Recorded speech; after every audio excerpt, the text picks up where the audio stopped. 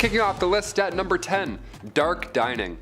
I don't know about you, but I can't eat in the dark. I need to see every single bite that I'm eating, okay? Call me crazy. Part of me wants to go to a restaurant where you can't see anything, but I know that I won't make it all the way through. I can't do it. I have a thing. I'm not blindly, what if it's not cooked? I don't know. Back in the Victorian era, dining in complete darkness wasn't just a date night. It was actually the best way to digest, or so they thought. That's why many Victorian era homes had their dining rooms set up in their basement. How random is that? Oh, do you guys have poker nights down here? Nah, just brunch. Kill the light. What? How do you like your eggs? Turn off the light. What are we doing? Number 9, Saved by the Bell. I'm sure you've heard about this at some point, but allow me to go into grim detail. In the late 1700s, cholera, bacterial infections, everything bad, you name it, it was all spreading. Not an ideal time to be alive. Many were biting the bullet at this time, of course being gravely ill, but with this came a dark trend. The safety coffin. Yeah, we had the safety dance, now we got the safety coffin. Here we go. These coffins, I mean, God forbid you were buried alive, these safety coffins would allow the dead to rise again and exit said coffin. A lot of these coffins have extra comfort on the inside and, of course, a wire. This wire ran through the coffin, through the ground, and attached to a bell on the outside. So if a passerby heard it, one, that would be so scary, but if they heard it, they would know something's up and they would help them out. Folks would get creative with their safety coffins. For example, a man named Robert Robinson from Manchester, he passed in 1791, but he instructed his family and watchmen to open the special door on his casket, revealing a layer of glass. Now, if anybody were to see condensation, he could then be removed. Patent number 81,437 was actually granted to Franz Vester in 1868. It was an improved burial case, a real patent. This was a real coffin. This is crazy. This one had an air inlet, a ladder, and a bell. All three, there you go. The description of the patent says, if too weak to ascend by the ladder, he could ring the bell, giving the desired alarm for help, and thus save himself from premature death by being buried alive. Nice. You thought you died. Psych, climb this ladder. There you go. Good luck getting out. Now you're in an escape room. Enjoy. You only get 2 hints. Like a little walkie-talkie. Hey, how do I get out of the coffin in room B? Number 8, no air. Now that song's gonna be stuck in your head. Jordan Sparks, a classic. Since we're on the topic of safety coffins, I had to include one more. Maybe 2 more, I'll never tell. This one is fascinating. The science involved here was honestly impressive. There was the classic wire and bell method, but the more sick people got, the more creative they had to become. Like for example, patent number 268,693, John Krischbaum's device for indicating life in buried persons. Yeah, an 1882 classic, we love this. We got the iPod Nano, they got the device O Life. Nice. Upon first glance, you may think this is some type of medieval punishment, whatever, but really this device detects movement whilst providing much needed air.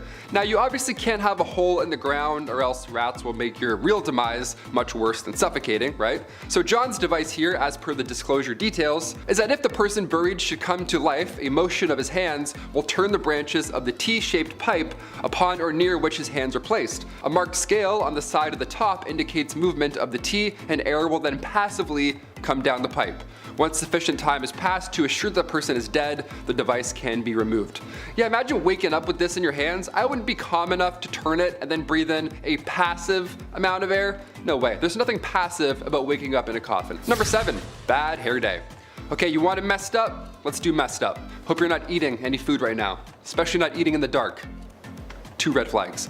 Okay, the Liverpool Daily Post back in 1869 had readers invested on this fateful day. Right on the cover it read, a 30-year-old passed away in the village of Lincolnshire. Now at the time, that's not far off from average life expectancy in the 1800s. But this case was odd. Everyone wanted to read about this. This case was noteworthy. It was important that folks understood what took this young lady's life. Doctors asked the family if they can carry out a post-mortem, and lo and behold, they found a 2-pound solid chunk of hair sitting in her stomach. 2 pounds. That's what happened. That's how she met her fate. That's horrible. This ball of hair caused an ulceration of the stomach and ultimately caused her death. The woman's sister did note that over the last dozen years or so, she had casually been eating her own hair. So at this time I say, if you know anybody eating hair, send them this link. It's not a good idea. Cut that out. Stop doing that. Number 6, the Great Famine. Weird time to talk about a famine after the hair incident, but okay, here we go. Back in 1845, a potato crop that a lot of the Irish population relied on was no longer available. This was huge. This is bad history right here. A group of microorganisms wiped them all out, and in result, around 1 million folks died or had to leave. It was draconian law at this point and British ruling that made the exported food hard to reach people. This famine led to Irish independence and anti-union movements. Historical, definitely. Messed up? Absolutely. Number 5, the potato famine. The potato, so rugged, so versatile. Think of all the ways you can prepare a potato. Boiled, broiled, baked, mashed, pan-fried, deep-fried, french fries, hash browns, latkes, and sometimes you can put them in soup or stew. Usually pretty cheap and filling. The food of peasants, and I love it. However, during 1845 Ireland, a fungus outbreak was taking hold of potato harvest all over the country, thus creating a large famine that would see over 1 million people perish in a famine. Queen Victoria tried to help but was ineffective, and by help I mean the same effort I put into reaching for the TV remote that's too far away on a lazy Sunday. Number 4, body snatching. Look, back in the day, making a buck was not so easy. Some people who had absolutely no morals went this route. Basically, you wait around for a recently vacant grave to be not vacant, and before the soil can settle, you remove the inhabitant of said grave and go to your local university and say, right, I've got this here fresh non-mangled corpse, give me some money and it's all yours. And Bob's your uncle, you are now the very bottom of the barrel, detritus of human existence. But hey, you made some moolah and can afford to eat your next meal. Honestly, while you may be the worst of the worst people, it's partially the doctors and schools that are to blame for even accepting these fresh, illegally exhumed corpses for study in the first place. It may not sound like a specific event, but some people dressed up for it, so there's that. Number 3, the tube in it. The London Underground, baby, the world's first subway, which let me tell you, it's kind of annoying living in Canada when you have two very popular franchises that share two common names for a rapid underground train, Metro and Subway, right? It's so annoying. You Google Metro and Subway and then the grocery store comes. I never have that. Okay. Maybe it's a me thing. It's a me thing. Tunnels underneath the city and trains travel through it. It's simple. Well, the first one was opened in 1863, which is an engineering feat to say the least. And it feels like forever ago. I mean, that's older than Canada, for crying out loud. When you think of the Victorian era, you think horses, carriages, top hats, and orphans asking for more gruel. Mind you, the locomotive was different from a modern one, but this is a very modern idea, especially considering that there's no cars yet. Kind of a weird thing. Number 2, the telephone.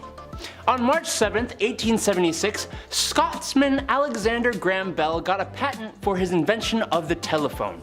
3 days after acquiring the patent, Mr. Bell made his first phone call to his assistant, Thomas A. Watson, saying, "Watson, come here, I want to see ya." And that was that. And we've gone downhill ever since. No, I'm just kidding. The telephone is a huge groundbreaking invention, allowing people to communicate across vast distances. But the phone addiction some of us have to deal with now, man, it's rough. Alexander Graham Bell was born in Edinburgh, Scotland, and the whole reason he became interested in the idea of creating the telephone was because of his mother, who was deaf, and his father, Alexander Melville Bell, who was a teacher of elocution, and was famous for the phonetic transcription system he had developed to help the deaf learn to speak, which is really quite sweet, actually. Number 1, the war to end all wars. Out of all my research about the Victorian era, the start was somewhat muddy. Maybe because historians don't want to take away from North American or Napoleon history. But the end of the Victorian era was more clear. 1914, the war to end all wars. This was the big one, folks. A mixture of militarism, imperialism, alliances, and a power struggle made for a powder keg that ended up exploding in 1914. Unlike a lot of wars, this one actually changed things. Empires fell while others got stronger. Countries on maps were being redrawn. Others stayed the same. The culture? Well, it changed too. What did it? I'm not sure exactly, but what I do know is that when sitting in a wet, freezing, muddy trench for months on end, well, that's horrible, especially when the only thing you have to look at is a red paste that used to be your comrades. It was not a good time. And it made a lot of folks go a little crazy. Number 10, the hobble skirt. This is a bad idea written all over it. The hobble skirt, also jokingly called the speed limit skirt, was a dress with a very tight hem, making the poor lass who's wearing its movement, well, not having much of it. Can't have the wife running off from her home now, even if that, that meant the home was not a good place and men acted really bad back then. But no, you can't have her running away. Apparently though, some were so tight that it caused women to fall, and in some extreme cases, I can't believe this. Those falls were fatal. What? Number 9. Muslin dresses. Honestly, I can see celebrities doing this today. Okay, so the female figure. It's sleek, it's curvy, it's gorgeous. Today a girl's got some options on how she wants to flaunt what her mama gave her. You go, girls. But back then, well, not so much. Except for the muslin dress, apparently, which I find strange at the time, since seeing a woman's ankle could give a guy a stiff neck for hours, if you catch my drift. Essentially, this was a dress that you had to wet first, like a gentle misting, if you will. Yeah, weird, right? And then you'd wear it out. Now, for the summertime, this makes sense, and honestly, I might support this myself, actually. See the curves, stay cool. However, some stories tell us of women who wore this during cooler weather and then got sick. Fashion over function, ladies. Be careful. That's a silly one. Oh, 40 below, I better wear my muslin dress. Yes, I'm just gonna walk out. Number 8, ladies wear. Okay, this is a general one, but ladies' dresses and wear in general was just ridiculous. I mean those big poofy dresses, it just seems like ladies had it rough. When have they not? Wear a dress that's too tight or so big you struggle to walk around. Not to mention the fanciest of dresses have wire or wood cages and frames. Just making walking around more difficult because, yeah, that makes sense. For me, anytime I wear formal wear, I keep an eye out for bathrooms. You never know when you need to go. However, I just can't imagine trying to squeeze the lemon in those bad boys. Whew, that would be difficult. To make matters worse, there are stories of women wearing just regular big poofy dresses and then getting in accidents at factories.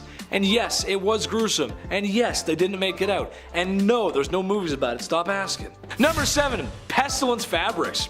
Last time I was talking about the Victorian era, I mentioned a few points on fabrics with harmful and dangerous chemicals, which happened more than it should have. It shouldn't happen at all, really. It's kind of sad. Well, that wasn't the only fabric-related issue that was out to get you back then. For example, wealthy people couldn't be bothered to do their own laundry.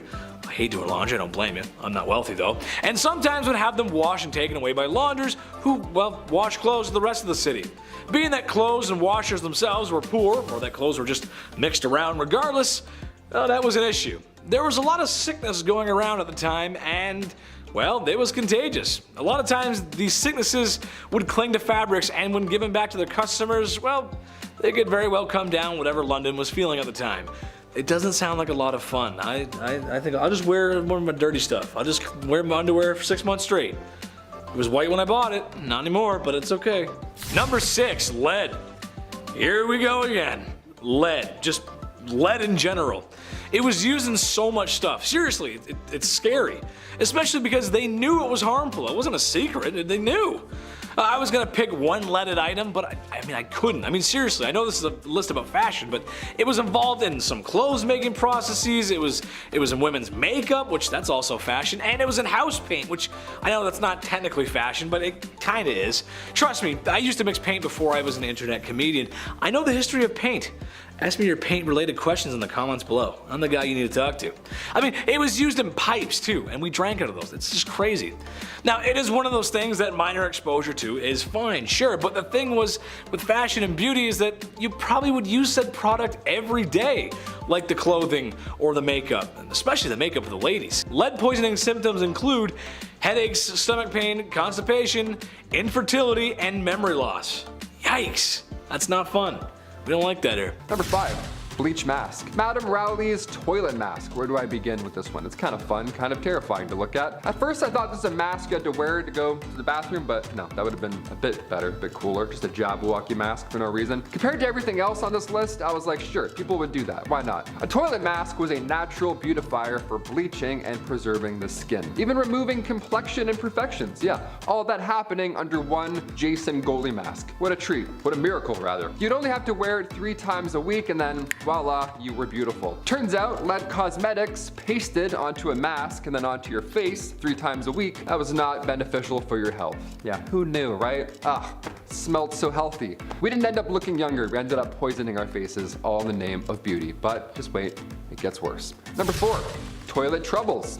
The bathroom, another dangerous reason why we can't use it. Victorian era was unsanitary, to say the least, but it was also dangerous in ways that you wouldn't expect. One of the greatest Victorian inventions was the bathroom, but it took a few tries to figure out the whole methane gas problem. Spontaneous combustion of the bathroom was weirdly common, and now I have a new fear. Flammable gases like methane and hydrogen sulfide, they would build up over time in and around human waste. Human waste would build up over sewers and eventually would back up into your homes in that era. So next thing you knew, you're lighting a candle and, well, your bathroom and your entire life is gone, just like that. And you didn't even get to go to the bathroom. That's it. It's the worst part. Number 3, hot, dry summers. In the summer of 1858, London was hit by a severe heat wave, causing the Thames River to dry up and then release a strong odor of sewage and rotting matter and feces. Anything that's in that water is now just sitting out and about. So you can only imagine. The stench was so unbearable that it made people sick. It disrupted businesses in the area. It was a real problem. The problem was caused by a lack of sewage treatment facilities and, of course, raw sewage being dumped directly into the river. Well, that sure didn't help, did it? The stink drew public attention to the need for better sanitation and prompted the government to invest in the construction of a modern sewage system. It had to get really stinky before we solved it. This event marked a turning point in the history of public health in London and led to significant improvements in sanitation practices that helped to prevent the spread of disease. So again, had to get really bad before it got better. I was gonna say not great, but better. Number 2, weird Christmas cards. Number 2, weird Christmas cards. During the Victorian era, there wasn't much to give your loved one, right? You can't give them a Nintendo Switch Lite. You're like, hey, here's a picture of a frog doing a tango. That's all I got. That's it. The practice of exchanging Christmas cards became popular during this time. These cards would feature colorful illustrations of winter scenes, nativity scenes, other festive motives, you name it. Whatever they could tell stories of, they would draw it in really weird, wacky ways. The tradition began in 1843 when Sir Henry Cole commissioned an artist to create a card for him to send to his friends and his family. Now the cards were expensive, but were initially only affordable for those wealthy folk. But as printing technology improved, they became more widely available. So score. Now you get to tell your loved ones how you actually feel with a wacky guy playing a tambourine. Victorian Christmas cards often featured sentimental messages and elaborate designs, and they became an important part of the holiday season, where we get it from today. All that pressure to write a little something something comes from that era. Today, vintage Victorian Christmas cards are highly collectible and are appreciated for their beautiful artwork. Beautiful, I guess, art is subjective. And its historical significance is rather amazing. I don't know. If you have one of these, don't throw them out. Don't make fun of them. Just frame it and then sell it for $1 million in like 10 years. There you go. And finally, number 1, beauty patches. In the Victorian era, beauty patches were a popular trend among women of high society. They were these small black patches that were applied to the face as a way to accentuate certain features and draw attention to the wearer, the pale Victorian complexion. The patches were made of silk or velvet and were often cut into fun shapes like hearts, stars, or crescent moons, right? It's like the scene kids back then. They're like, They were typically worn on the cheek, forehead, or around the mouth. You can get creative, right? It's your face. Have at her. Beauty patches were also believed to have medicinal purposes, with some claiming they could cure headaches or improve one's complexion. Both absolutely false. No medical science around that. Despite their popularity, beauty patches were eventually, sadly, phased out of fashion by the early 20th century. But let's bring them back. I don't know. What do you all say? I'll wear a beauty patch every list from now on if we all want it. Why not? I'll do one right over here. A little crescent moon. That'll be moody, right? Number 10, the cholera belt. This is just so silly to me.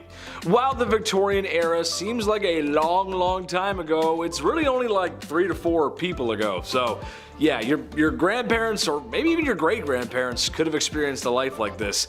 As we all know, disease was rampant back then, and thank God we're a little less gross now, am I right?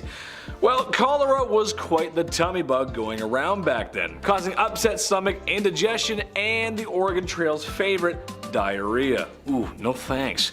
So the people of Victorian times came up with something that, well, wasn't only functional, but fashionable too. Very nice. The cholera belt was a piece of red fabric that was to be wrapped around the belly to keep you warm.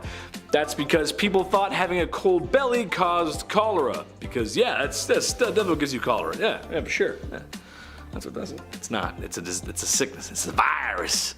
Number 9, Shields Arsenic Green. For some reason, green was all the rage back in Victorian times.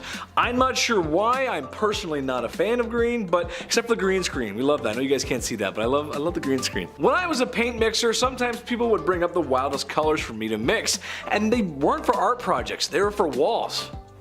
So weird, but I digress. There was a common color back then called Shields Green. It was made in a lab by a spooky, scary Swedish guy named Schiel. Go figure. This color was used in everything: dresses, fabric, paint, you name it. The trouble is, it was a compound of copper and arsenic. Therefore, it was toxic and caused a lot of harm. It also had links to cancer. For example, when Napoleon was banished to St. Helena, the walls of the house he was staying in were painted with shades of Schiel. Eee, that's not good. Pretty sure he died of stomach cancer too, so there's a connection there. Number 8, beetle dresses. Like I said, the green color was really in at the time, and there were other ways of achieving such a gorgeous glow besides using Schiel paint. Similar to how Cleopatra made her eyeliner, some dresses in Victorian times were made with pieces of beetle. Oof. I'm sure there are some folks out there who probably don't mind that, but for the rest of us that don't care for Halloween or My Chemical Romance and Tales from the Crypt Keeper, hard pass. Basically any beetle or colorful bug that had wings, or I guess caprices, was worth keeping was prepared and sewn into fabric. The finished product doesn't look like it came from creepy crawlies. It actually looks kind of good, to be honest. Mind you, this is a time when a lot of things were still done by hand, so there's a little bit of love in each beetle you stitch. That's kind of nice. Mom helped out with that one. That was nice. Number 7, wearing black for weeks. Losing a family member is tough. Life can get hard. In Victorian times, passing away was a big deal. There was usually a big funeral, flowers, tears, everything, the whole works. The crazy part is, you were expected to wear black, or mourning clothes as they were called, thought to be an outward expression of one's emotions and feelings. However, it's not like that one funeral of the distant uncle you had, where as soon as you got home you ripped off your suit and hopped on Call of Duty to see what your friends are doing. Oh, on the contrary, my ninja diffusing friends, because in Victorian times, your search and destroy matches would require you to wear those black mourning clothes for a long time. Sometimes even weeks and months on end. Queen Victoria wore hers for years after her husband passed, and it was odd to see her in anything but black. That's a weird story. That's crazy. Number 6, aniline dye. In 1856, William Henry Perkin was trying to create an anti-malaria drug using aniline. After all, the British were spending an awful lot of time in foreign nations doing as the British do and needed a cure to keep doing what they do. Well, he did not find a cure for malaria, but he did discover it makes a very lovely dye that makes deep reds, purples, and black. You need that for the funerals. Naturally, this picked up a lot of steam and began to be used in everything from socks to shoe polish. Yeah, I know, right? Trouble is, once people got enough exposure to the clothing with aniline dye, their skin would go red, itchy, inflamed, and was known for causing really bad headaches. That's because it would absorb to their skin and poison their blood. That sounds pretty actually, I don't want that. Number 5, hand stitchers. Yeah, this one's not as stinky, sure, when you think of these jobs, but it still sucked. With the rise of industrialization, many garments and household items were still hand sewn. Hand stitchers, again, often young women, they would sew clothing, linens, and other products using needles and thread. They worked in tight factories, overcrowded workshops, or sometimes in their own homes, often under poor conditions and for low wages, really low wages. The demand for hand-stitched goods remained high, as mass production techniques weren't widespread yet. It was close, but once sewing machines came into the picture, yeah, it eventually led to the decline of hand stitchers, which is good, right? I don't know, I'm torn, because part of me is like, awesome, they don't have to do that by hand anymore. Then I'm like, their only job was replaced by machines. So I'm like, I don't know, I really don't have this one. Number 4, bone grubbers. Again, sounds like it's gonna suck just from the name. A bone grubber? What does that do? Bone grubbers were these individuals who scavenged animal bones for various purposes. They liked all the bones. That's all I'll say. They loved any and all bones. You can figure it out. They collected bones from landfills, battlefields, and even graveyards. These bones were used for making fertilizer, bone meal, bone utensils, fancy. Let me grab my bone fork. Cheers. And even crafting tools. Bone grubbers worked in poor conditions and faced controversy for their activities because, you know, they would steal bones from fresh graves, so more than fair, I'd say. As regulations on waste management in graveyards tightened, the practice of bone grubbing declined and hopefully disappeared forever because, stop stealing my aunt's femur. Get out of here. Number 3, chimney sweeps. These ones were horrible. This one really sucked. I'll say what I can here without breaking YouTube guidelines, but yeah, these lads here, these chimney sweeps, they were younger gentlemen. As homes and factories heavily relied on coal for heating and manufacturing, chimneys became clogged with debris more and more every day. It's looking yucky up there. Now, instead of an old man who's broken, they would send in these,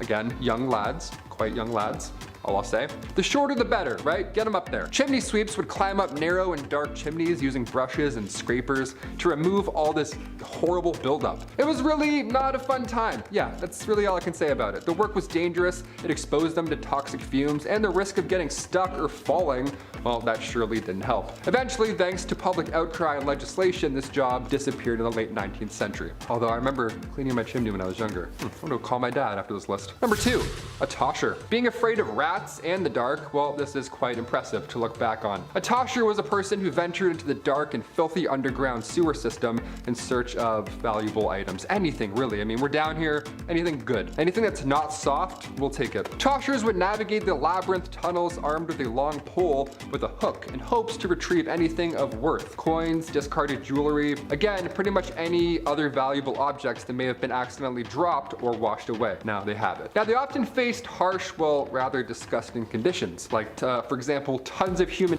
that's definitely down there for sure, toxic gases, disease-ridden water, tons of rats, more human and given the era, there was a risk of collapsing tunnels all around you, so really the worst job you could think of in the Victorian era. Toshers relied on this hazardous occupation as a means of survival. It was all they got. Whatever you lost was all they had to live off, so what a terrible era, horrible job. And finally, number 1. During the Victorian era, grave robbers emerged, just all of them out of nowhere. They're like, ah yes, with their shovels, due to the high demand in medical research, okay? You give someone a body, they give you some money. That's all they had back then. No paperwork, in and out, boom. With a limited legal supply, these individuals resorted to stealing freshly buried corpses, targeting the graves of the poor and marginalized. Yeah, history's so scary, so disgusting. Armed with shovels, again, just coming out of the bushes with their shovels in hand, with their weird, I don't know, who does this? They operated at night, of course, employing various techniques to avoid detection. Obviously, they did this like they were Batman. They didn't want to get caught because that's a little illegal. The stolen bodies were then sold to medical schools and private lecturers. Public outrage led to the Autonomy Act of 1832.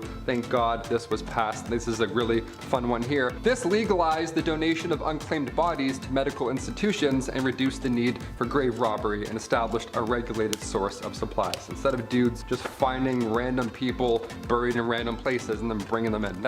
I'm glad we got rid of that. That's good. I thought dissecting a frog in science, I thought that was weird, but where'd those frogs come from? You know what I mean? Number 10, Albert. Adam, how is Queen Victoria's marriage to Prince Albert bizarre?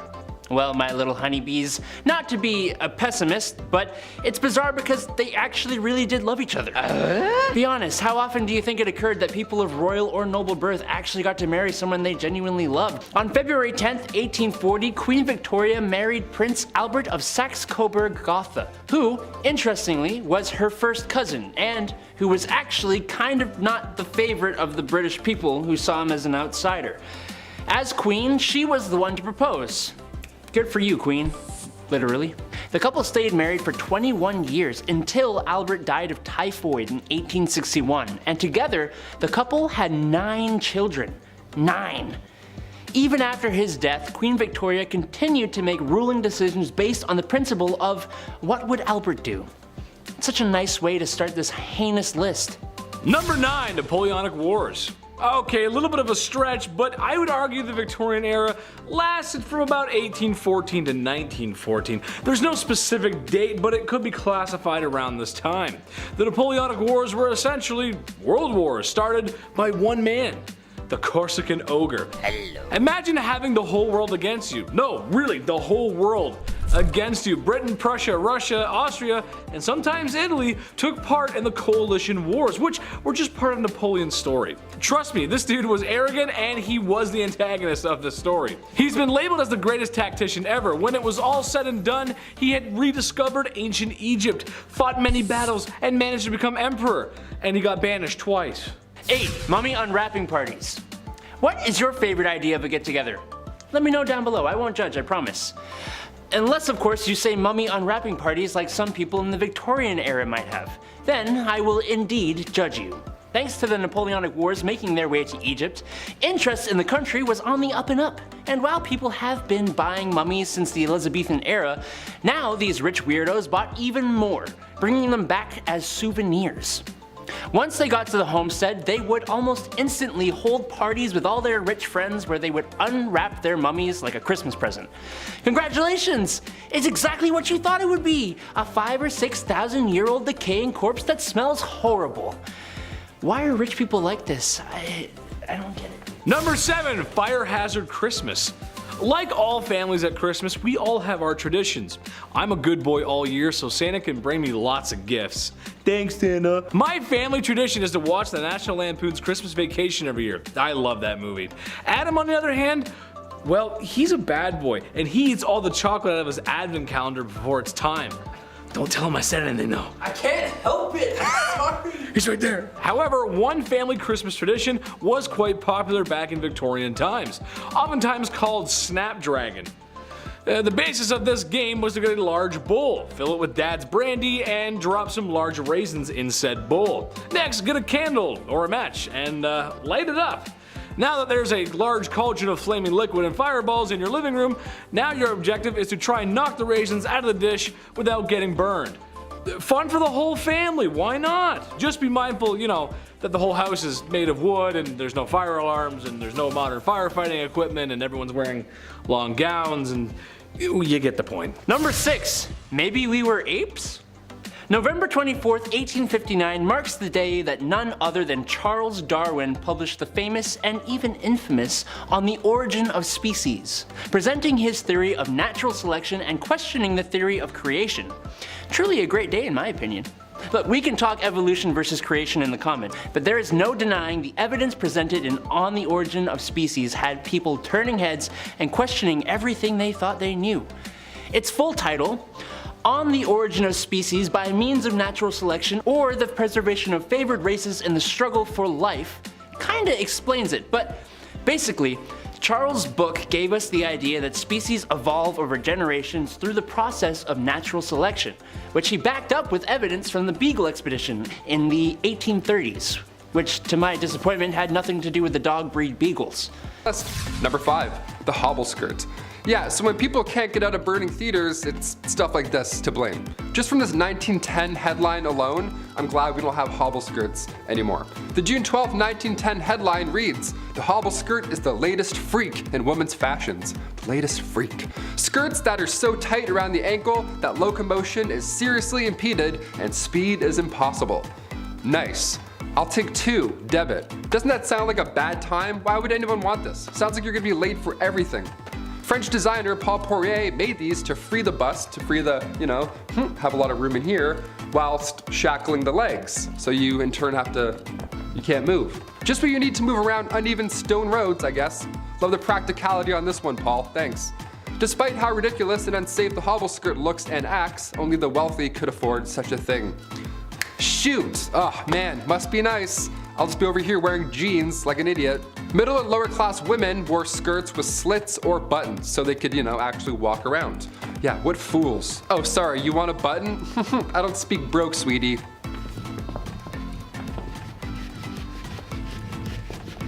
Number 4, lead-based.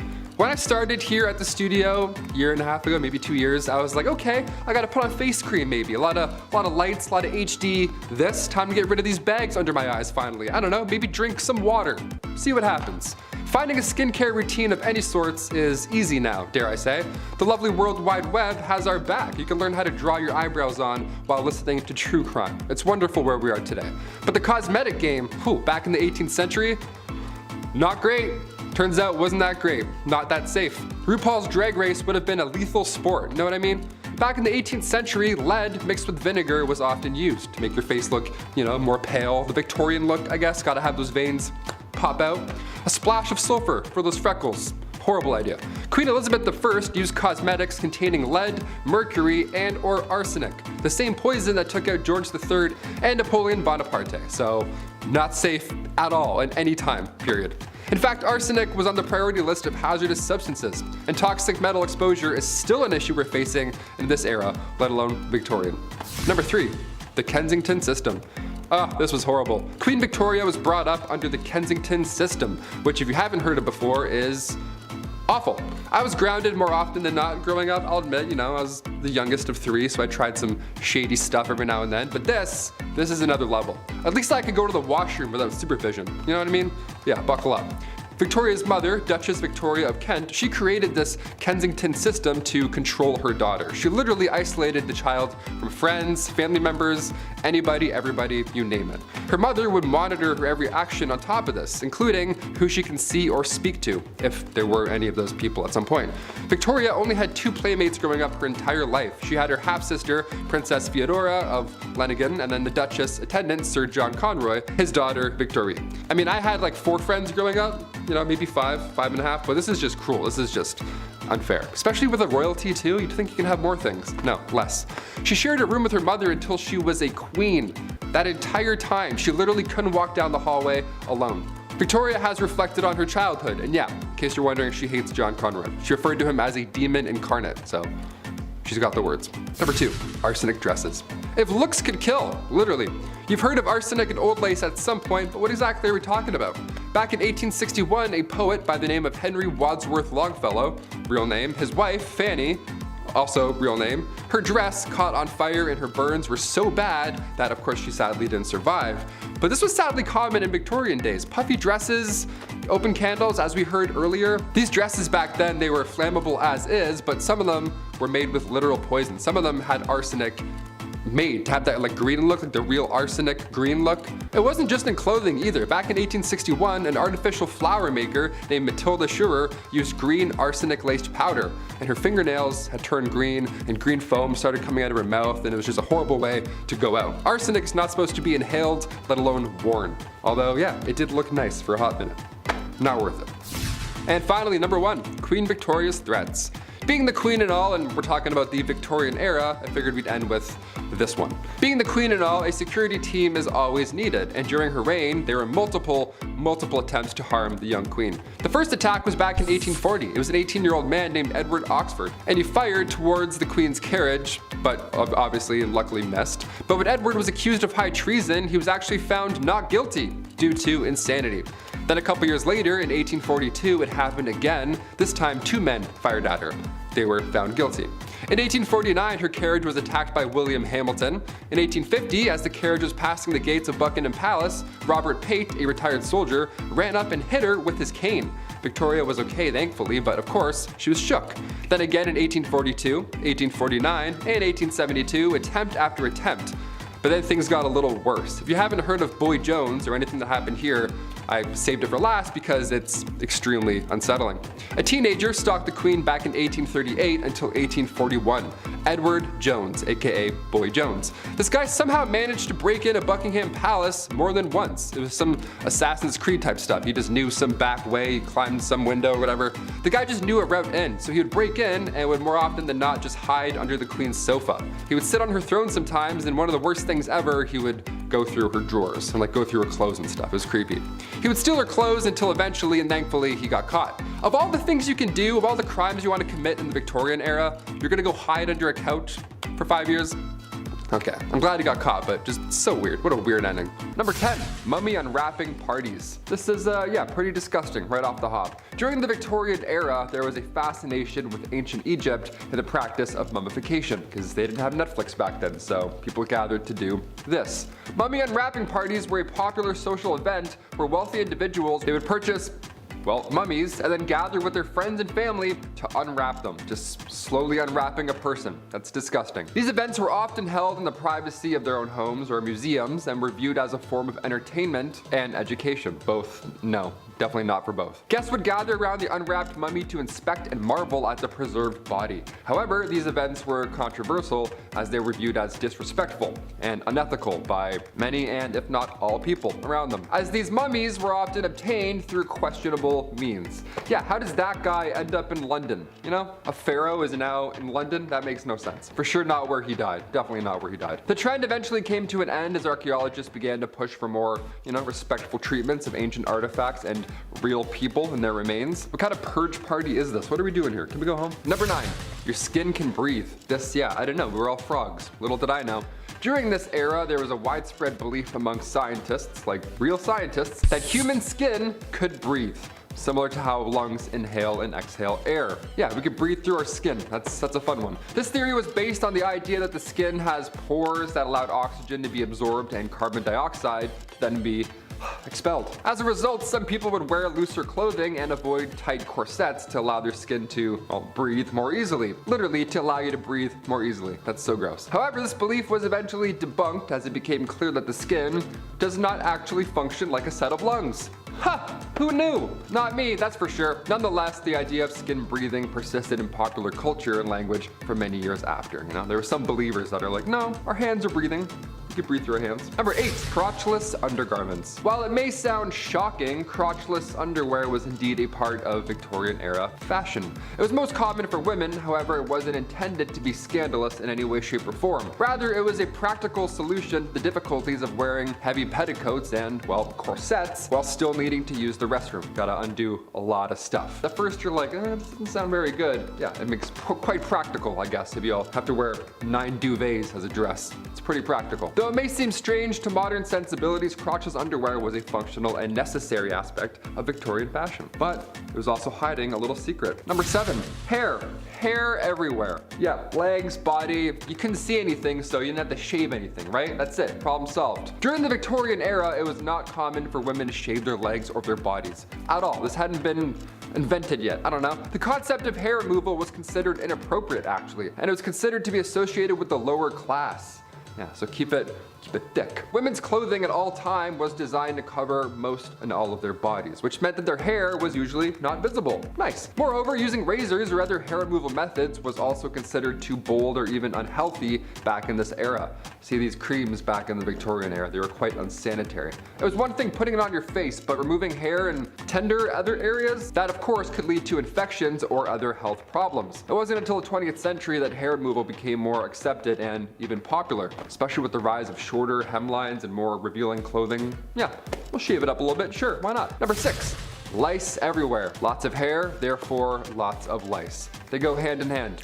Sadly. During the Victorian era, lice were a significant problem due to poor hygiene and living conditions. Lice infestations were common among both the rich and the poor, so there's no getting away from this one. Many people suffered from itching, rashes, and infections caused by these little nasty parasites. Families had to use various remedies such as vinegar and kerosene in any attempt just to try and kill these little suckers. Some people needed special combs to remove lice and their eggs, gonna throw up, from their hair. Now, despite efforts to control the eggs and the lice problem in their scalp, the problem persisted throughout the Victorian era. It was tough, right? It wasn't until the early 20th century with the, improved hygiene practices and the development of insecticide that lice infestations became less common.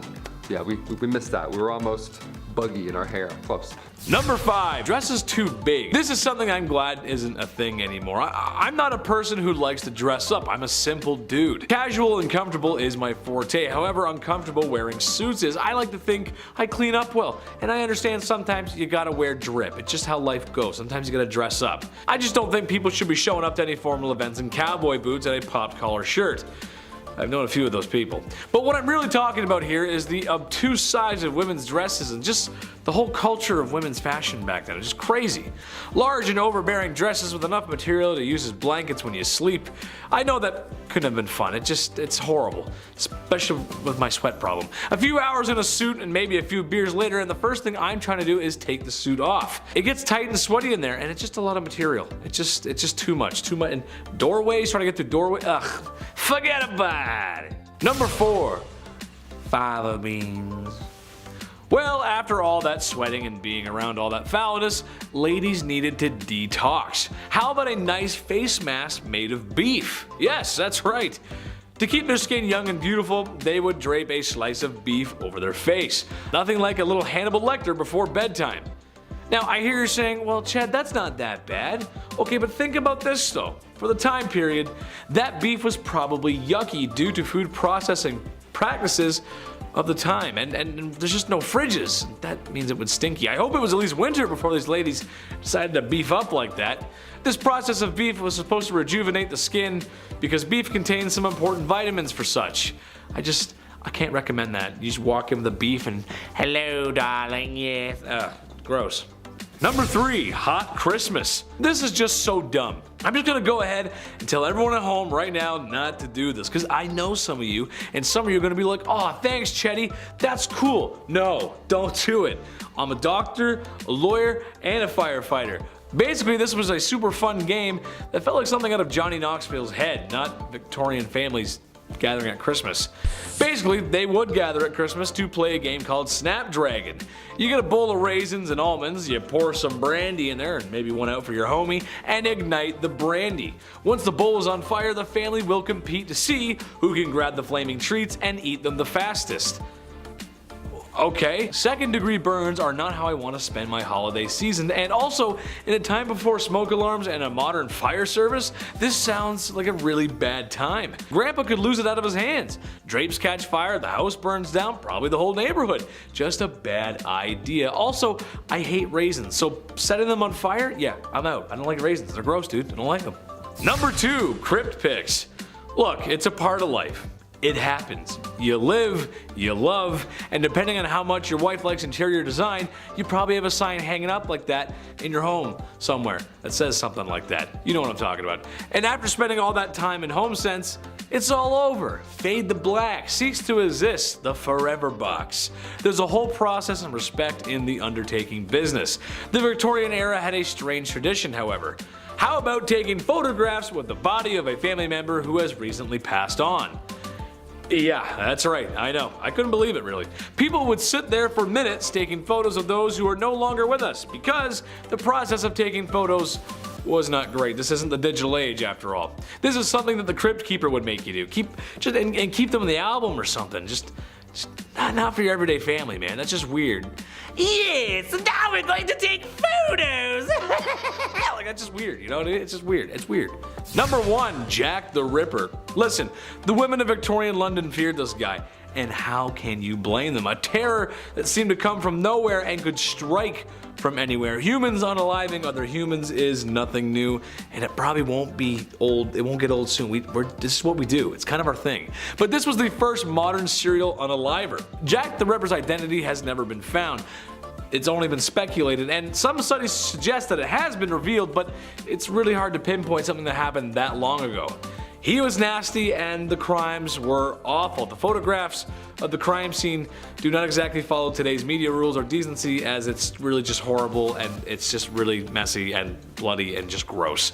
It's kind of hard to talk about this era without Jack the Ripper.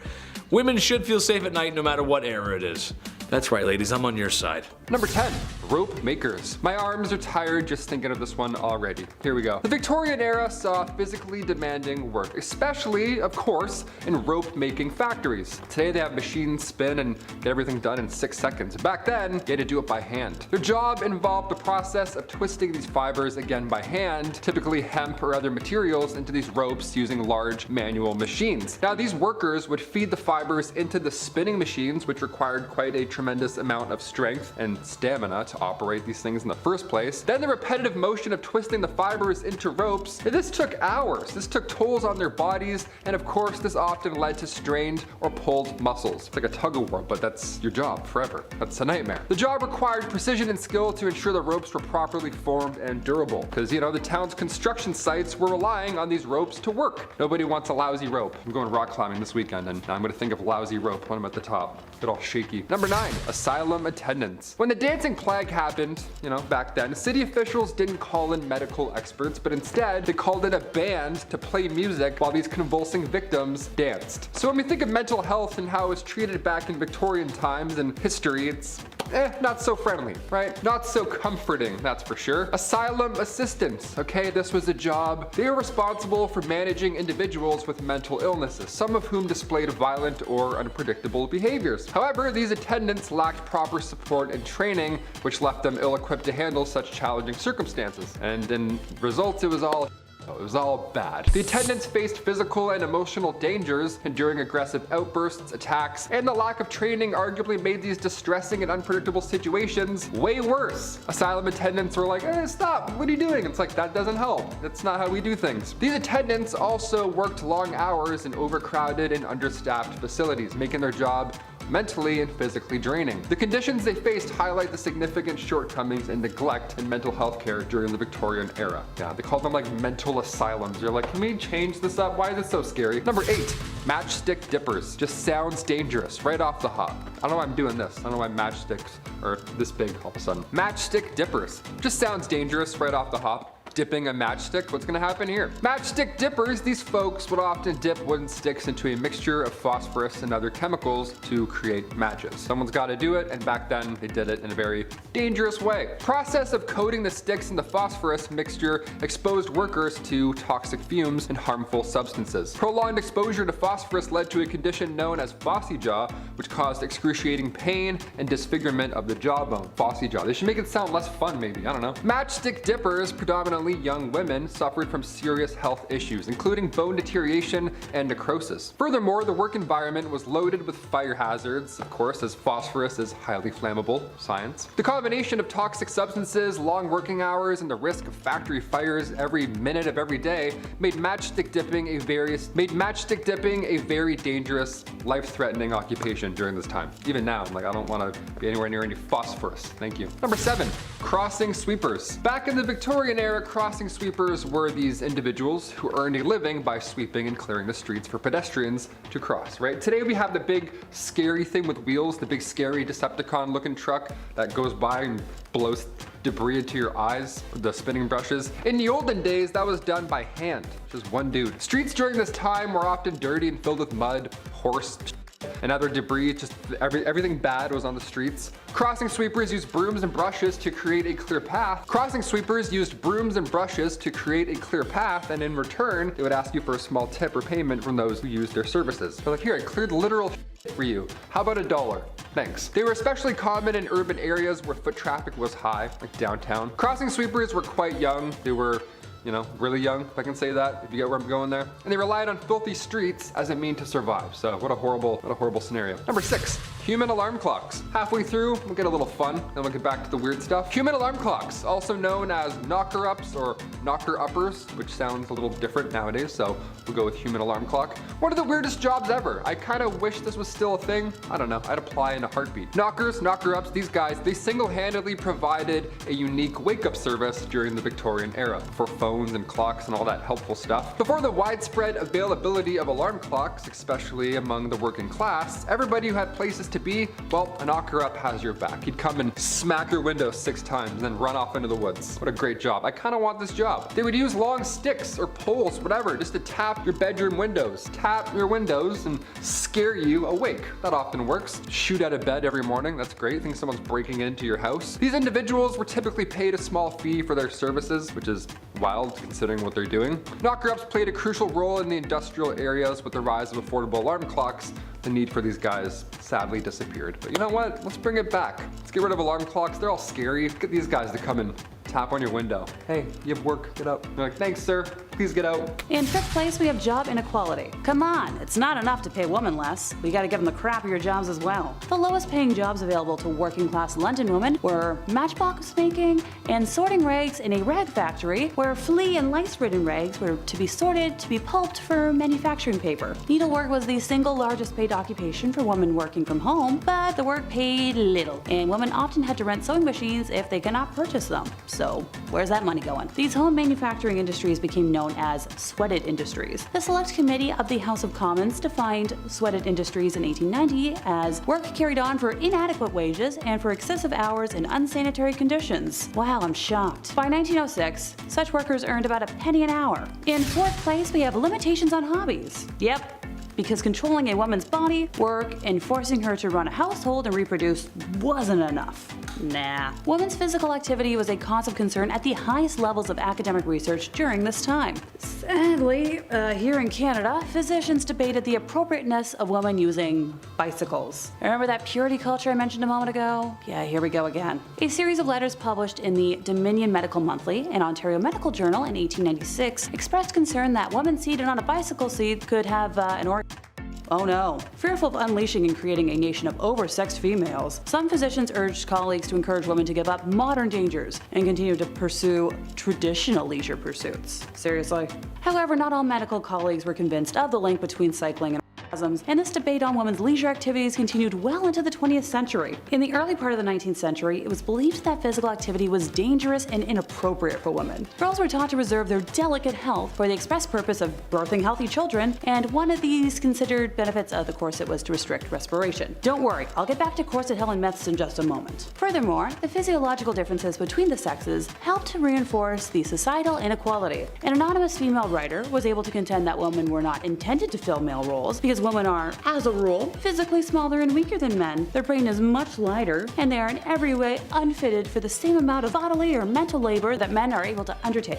Well, pardon me and my tiny brain. Can I be excused and paid to go sit on a fainting couch? In third place, we have corset trends. I'm gonna start this by making sure everyone knows that I'm emphasizing the harmful trends, not dismissing corsets as a whole. I'm personally a huge fan of corsets and various historical shapewear, since when worn properly, they're actually quite comfortable and beneficial to one's health and posture. Improperly worn corsets, or ones worn too tight, can cause a variety of problems, and my displaced ribs are a sad example of that. Anyhow, allow me to continue before I sidetrack myself to infinity and beyond. Victorian women's clothing followed trends that emphasized elaborate dresses, skirts with wide volume created by the use of layered materials such as crinolines, hoop skirt frames, and heavy fabrics. The ideal silhouette of the time demanded a narrow waist, which was accomplished by constricting the abdomen with a tightly laced corset. While the silhouette was striking, and the dresses themselves were often exquisitely detailed creations, the fashions weren't ideal. At best, they restricted women's movements, and at worst, they had a harmful effect on women's health. Physicians turned their attention to the use of corsets and determined that they caused several medical problems: compression of the thorax, restricted breathing, organ displacement, poor circulation, and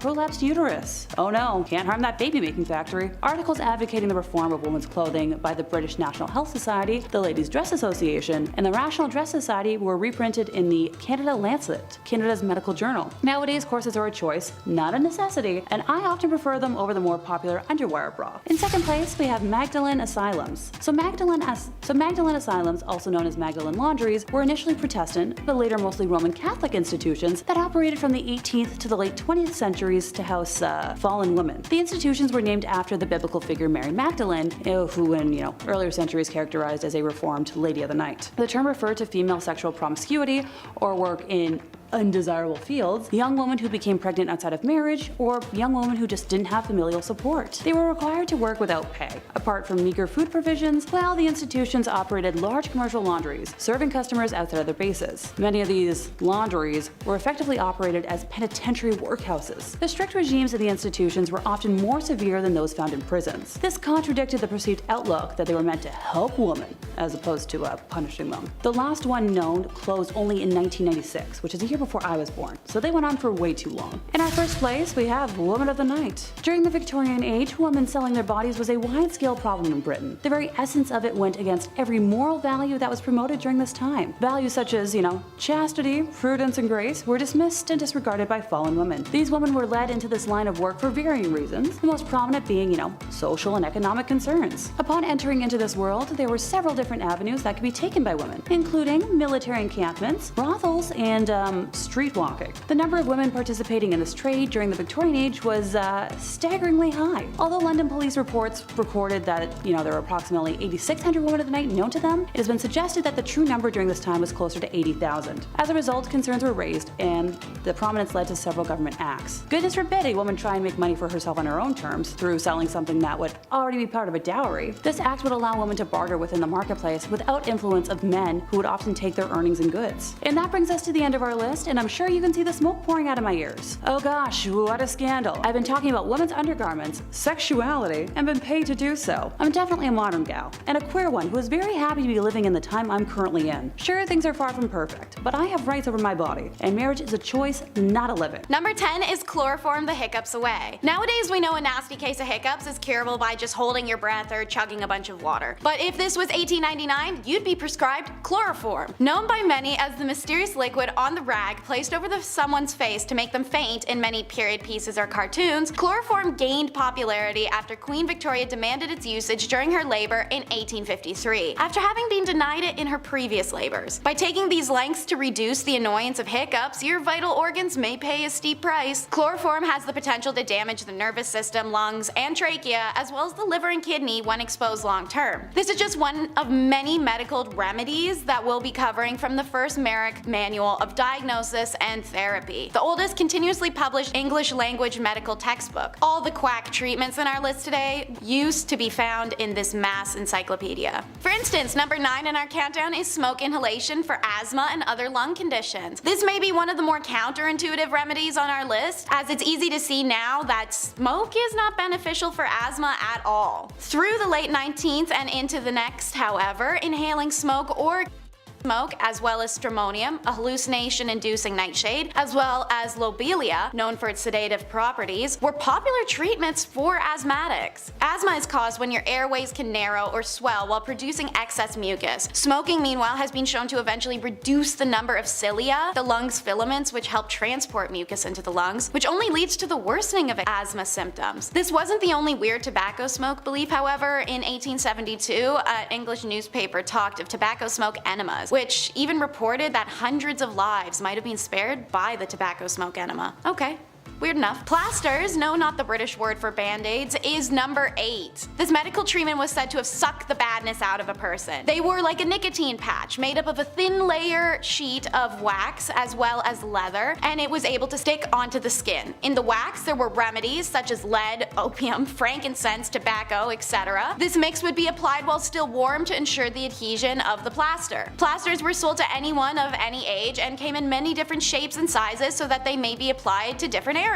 What were they used for? Everything. Cough, cold, period pain, organ failure, alcoholism, headache, the list can go on forever. Seeing as they wanted the patch to pull as much badness from the body as possible, these patches could be left on for 2 days to 2 weeks to forever. Without washing, of course. Naturally, these patches trapped in a lot of moisture that could cause infections, blisters, rashes, and hives underneath, especially once the patch is removed and the skin is finally exposed to air. Arsenic, like plasters, was a cure-all, and it's number 7 in the countdown. If you've seen our other video, Top 10 Unusual Fashion Trends from the Victorian Era, you might know that arsenic was in everything in the Victorian era. Makeup, wallpaper, dye. No exception was made in medicine either, as arsenic was prescribed for anything from anemia in Merrick's diagnosis manual to anthrax, cancer, reduced libido, syphilis, or even cholera. While it was most popular to consume arsenic, it could also be inhaled or injected. Being a byproduct of smelting, it's no wonder arsenic was everywhere during the Industrial Revolution, as there was an excess of it. So it was incredibly accessible and a household remedy. Since doctors already prescribed it to do so much, everyday people just start to use it to treat any common ailment. Unsurprisingly, many people suffered arsenic poisoning symptoms. The ailments are now referred to as Fowler's disease. Number 6 is all kinds of gross and questionable. The everlasting pill. When the Merck manual was first published, part of the comprehensive treatment plan for an eruptive fever, which is a classification for diseases like scarlet fever, smallpox, and chickenpox, was actually laxatives. Castor oil was the main laxative choice for Victorians up until the debut of the everlasting pill, made up of a metal now known to be toxic called antimony, would be invented. Swallowing this would induce severe vomiting and diarrhea, thus giving the body what they thought to be a healthy cleanse, and their intention was to purge diseases from the body. It earned the name the everlasting pill, as the pill would pass through the gastric system mostly intact, meaning it could be retrieved and cleaned for future use. Seeing as the metal was greatly valuable at the time, it was quite common to keep it in the family and hand it down generation to generation. Imagine getting that in your granny's will. Number 5. Queen Victoria's name change. Every year on May 24 we set off fireworks, then we have way too many hot dogs. It's the best. We call it Victoria Day, right? It's for sure called Victoria Day, right?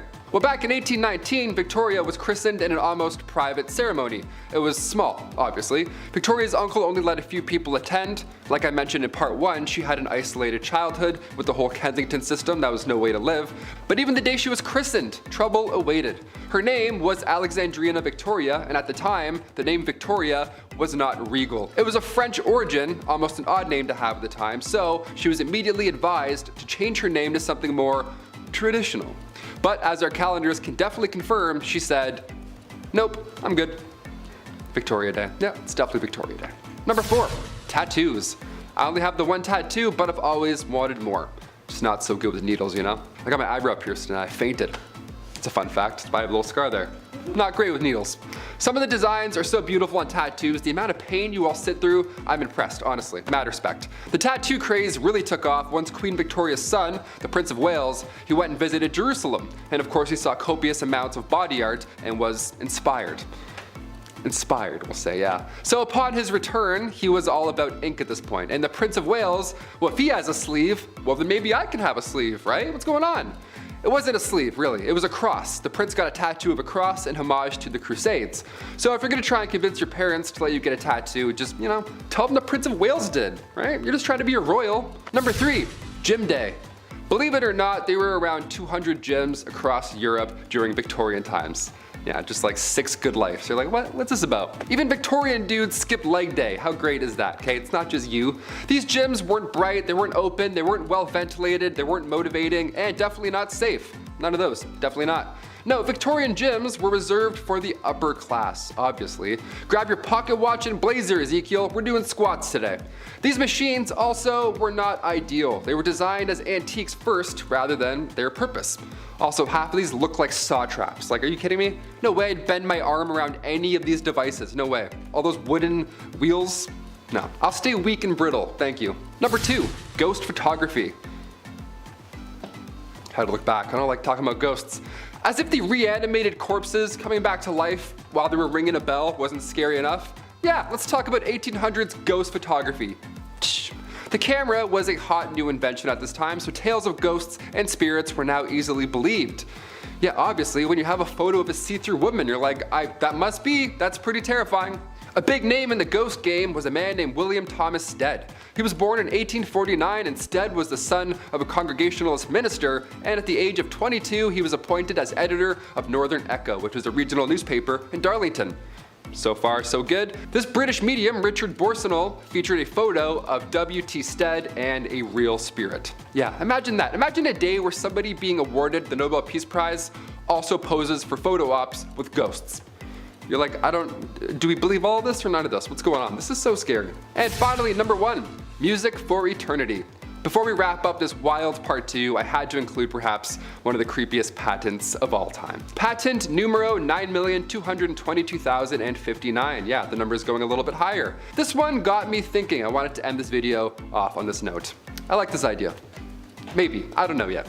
Music for eternity systems. Okay, this patent is not from the 1800s, but rather 2015. I know, it's not Victorian, but when else am I gonna talk about this, really? The idea here is that you could stay connected to your loved one by using a solar-powered digital music player. The best part here is the patent details how surviving family members now have the ability to update, revise, and edit stored audio files and programming after burial. Yeah, next Rihanna album, no problem, I got you. There's a speaker in the casket and there's a headphone jack on the tombstone, so we can listen together. And then we can decide if we hate the album. That's creepy. I wouldn't do this. Would you want this? Sound off below if you'd want, big shiny tunes playing for eternity after you die. I would do the Titanic theme song, just make everyone so sad all the time. Number 10, the Fuzzy Wonder. Growing up, I had the classic red toy car. It was great. I would honk the horn, slam the door with attitude, wearing a diaper. It was the perfect invention for a youngin' like me. But back in the Victorian era, the toys or whatever, not as fun. Definitely not as fun. Fisher-Price wasn't born yet, so if you wanted to wheel around and kill time, maybe even have a few laughs, well, you had to use this, the Fuzzy Wonder. Yeah, let's unpack this one, shall we? This patent, I'll be honest, this patent here makes me think. It makes me wonder more than anything. Why didn't this change history? Are you kidding me? The fuzzy seat, the gears, the foot straps, the possibilities are endless with the Fuzzy Wonder. The only thing that we do know about this patent, the only hint as to who or what this was for is written right below the product's name. It says the Fuzzy Wonder, the champion of his species. His species? You're telling me there's more of these? Where's the Fuzzy Champion? Let's take him for a spin. He's probably got an engine. It's probably great. I go shopping riding one of these for sure. Definitely. Wheeling around, throwing stuff in. Easy. Number 9, top hat cigar holders. Yeah, this one here is so Victorian. I love it. In the Victorian era, smoking cigars was a popular pastime amongst wealthy men. If you were rich, you had to smoke cigars all day, every day, and then cough nonstop. Cigar holders, of course, were used to prevent the cigar smoke from directly entering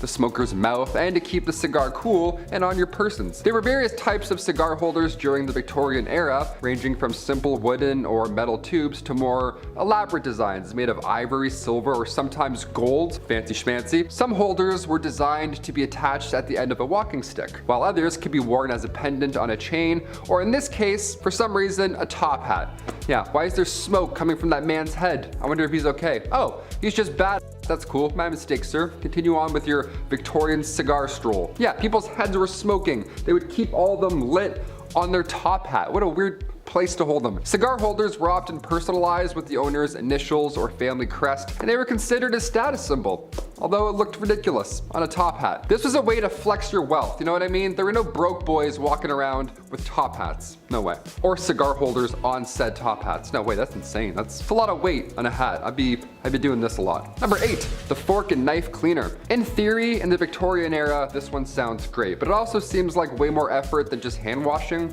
you know? I don't know, let's talk about it. Invented in 1850 by Thomas Parker in Kensington, the knife and fork cleaner in the 1850s, it was pretty significant. It was a big improvement in the process of cleaning cutlery, a bit, I guess. Prior to this invention, cleaning knives and forks was a time-consuming and often challenging task. Definitely harder than it is today to wash a dish. The knife and fork cleaner consisted of a handheld device with multiple bristles and brushes and gears that would all fit around the knife or the fork, and then it would spin and move around. Again, looks like a saw trap. The user would then rub the utensil back and forth through the bristles to remove any food or debris. It took a while, and like I'm saying, a little bit more effort probably. This invention was particularly used for commercial kitchens where large quantities of cutlery needed to be cleaned quickly, so restaurants, whatever. It was also popular among households, even though it didn't last too long. It's definitely worth a mention. It looks scary more than anything. I wouldn't be like, ugh, clean up my fork, like, don't eat my arm, thank you. Number 7, Vigor's horse action saddle. All right, now we're into it. Here we go. I mentioned the Fuzzy Wonder earlier. This thing here, Vigor's horse action saddle. Yeah, action saddle. We got some action here. There we go. This saddle would sit somewhere in your home, ideally in a place where no one else could see you. That's great, that's a start. The way they marketed this thing back then, they made it sound like it was an actual health benefit riding this big vibrator, for lack of a better term. That's all it did. It would just vibrated and you sat on it. That's all I'll say. It's all I'm allowed to say. On the patent, it states that Vigor's horse action saddle can promote good spirits, it quickens circulation, it stimulates the liver, and probably other places, and it even creates an appetite. Yeah, all that in a thing that shakes you up in the corner of your house. Imagine it's the Victorian era and you have to watch your drunk uncles take turns riding this thing all weekend long. This is far too intimate for the family room. This is kind of gross. Yeah, it vibrates a lot and really hard, so that's it. You can do the rest. You can think the rest of the thoughts, dirty freaks. Number 6, the toilet mask. Madame Rowley's toilet mask. Okay, where do I even begin with this one? At first, I thought that this was a mask that you had to wear while you took a shit. I mean, compared to everything else on this list, I was like, yeah, sure. People would wear the Phantom of the Opera masks every time they had to go to the washroom. Probably, who knows? They were weird back then. A toilet mask was not that. I mean, not too far from that. A toilet mask was a natural beautifier for bleaching and preserving your skin. Victorian bleach. Easy, that's fun. The patent even stated that this mask would remove complexion imperfections. Complexion imperfections, see you later. Huh, what a treat. How lucky are we? All you have to do is wear this mask 3 times a week. For how long? I don't know, doesn't say. Just feel it out, I guess. Just feel out the bleach. Turns out lead cosmetics pasted onto a mask and bleach, turns out it was not beneficial for your health at all. Who knew? Not me. Yes, let me put on my bleach mask before, well, I can't breathe or see anymore. Never mind, I'm gonna stop wearing that. Number 5, corsets. Nobody wants a waist bigger than 9 inches, said everybody in Victorian times. I, for one, can appreciate the female form and the hourglass figure. It's admirable, sure, but that being said, I don't think we need to go so far to keep the female form in shape. The corset's a little too much. Corsets were those chest-tightening, gut-sunking, push-all to mincemeat to the top of the pie apparel that went under every woman's dress or every fat dude in his 50s who wants to feel 29 again. I don't think I have to tell you why this is bad or uncomfortable. The human chest needs to breathe, and when something's that tight around you, well, you struggle to breathe. Trouble breathing, fainting were not all too rare, especially in hot and humid climates. For my generation, you may recall Elizabeth Swann had issue with hers in Pirates of the Caribbean. And then she fell, and then Jack Sparrow caught her, and it was a good movie. But the corsets, I can't get behind them. Number 4, foot binding. While not exclusively done in the Victorian era, it was started in ancient times and continued all the way up until the 20th century, thus includes the Victorian era. A Chinese fashion tradition that takes women's feet and binds them and squeezes them until they begin to change shape. Poor ladies. Again, I don't think I need to tell you that forcibly changing bone and muscle structure in your feet just for fashion is a bad idea. I think you all know that. For starters, it doesn't look right. After years of binding, the shape of the foot drastically changes. Secondly, the health risk of doing such is not worth it. Oftentimes toenails fall off or become infected. Ugh, gross. Bones break and pierce skin. It's a bad time all around. Thank God we stopped doing that, right? Jeez. Oh, thanks. Number 3. Lard wigs. Wigs have been around for a long time. If you're a fancy politician from Washington, you wear a powdered wig, singing Yankee Doodle Dandy all the way to the Capitol building. Balding men, women, or really anyone can wear a wig. It's really for everyone. What I'm getting at is it's been around for a long time and we've come a long way. Given enough time and asked to tell the difference, I probably couldn't. I really couldn't point out a wig if you showed me. So we're getting really good at it these days. That being said, in the Victorian times, wigs were quite common and were fashioned with a peculiar substance. Lard, yes. Imagine every day of the week without proper baths or showers and living in close proximity to the Thames River. And you take a handful of pig lard and just slather that in your wig to style it. Put a gross sound effect in there, just gross sound, ugh. Can you imagine the smell? This is the most offensive hair crime since frosted tips in the early 2000s. Those were a big mistake too, I gotta say. I had them, but there's only one man who can pull that off. And he's in Flavortown, you know what I'm talking about. Number 2, German helmets. 1914 was the end of the Victorian era and the beginning of the modern era. It's actually a very fascinating time. It's kind of like modern meeting the past. Really cool. Well, fashion just doesn't mean civilian. Anyone who's ever spent time in the Marine Corps knows that they gotta look their best. Wow, Marines. The Empire of Germany was no different in 1914, and a lot of German soldiers wore helmets with an ornamental spike, like a Koopa from Super Mario. I know you guys have seen the movies, you've seen them. Except the main issue here wasn't an overweight Italian plumbers jumping on their heads, but the war and the enemy itself. World War I was fought in a lot of trenches, so it's kind of awkward when you can see a bunch of little spikes moving up and around the enemy's trench. It's also kind of dangerous to have an extra piece on your helmet, as you can get caught in weird places like barbed wire, and yes, if you're wondering, sometimes they were used in the absence of a good melee tool. Yeah, you'd be correct, sometimes they did. You gotta do what you gotta do. Oh, brutal. Number 1, French uniforms. More World War I, but it's still Victorian. It counts, I promise. While the spiked helmets were a very bad idea, they were shortly phased out. They learned their lesson. However, the French stood up and said, no, I have a worse idea. Also, shout out to France. You guys get a bad rap for the war, but it's really your war. You guys rocked it, man. You guys are the best. Love France. Anyway, the French uniforms were a little bit of a mistake. In a classic case of fashion over function, kind of the theme of this list, they wore very bright and blue-red uniforms.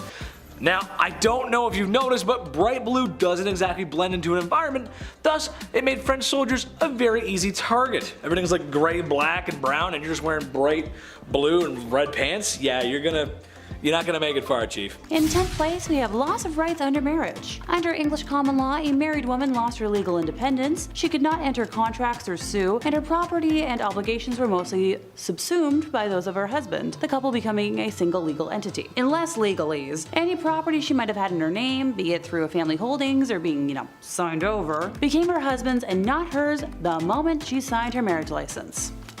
Also, any personal property acquired by the wife during the marriage effectively came under the full control of her husband. A married woman was unable to dispose of any property without her husband's consent, and upon divorce, women generally had no rights to any property accumulated during marriage, usually leaving them impoverished. Women were able to retain some property they possessed prior to marriage in certain cases during a divorce. Certain cases. So if your dad gifted you, say, a summer home for safety, and you wanted to divorce your husband and take back that rightfully given home for your new home, good luck getting that back. Besides the dowries, prenuptial agreements effectively allowed married women to maintain beneficial interest in her previously owned or inherited real property, which was placed under trusteeship, allowing her to have a separate income from her husband. Moral of this story: Sign the damn prenup. In ninth place, we have a lack of consent in marriage. So in addition to losing your rights over whatever property you brought into the arrangement, if you are a girl like me, consent and rights over your own body didn't exist. Marriage overrode a woman's right to consent to sexual intercourse with her husband, giving him effective ownership over her body. Honestly, just add it to the dowry list. Insert man's name here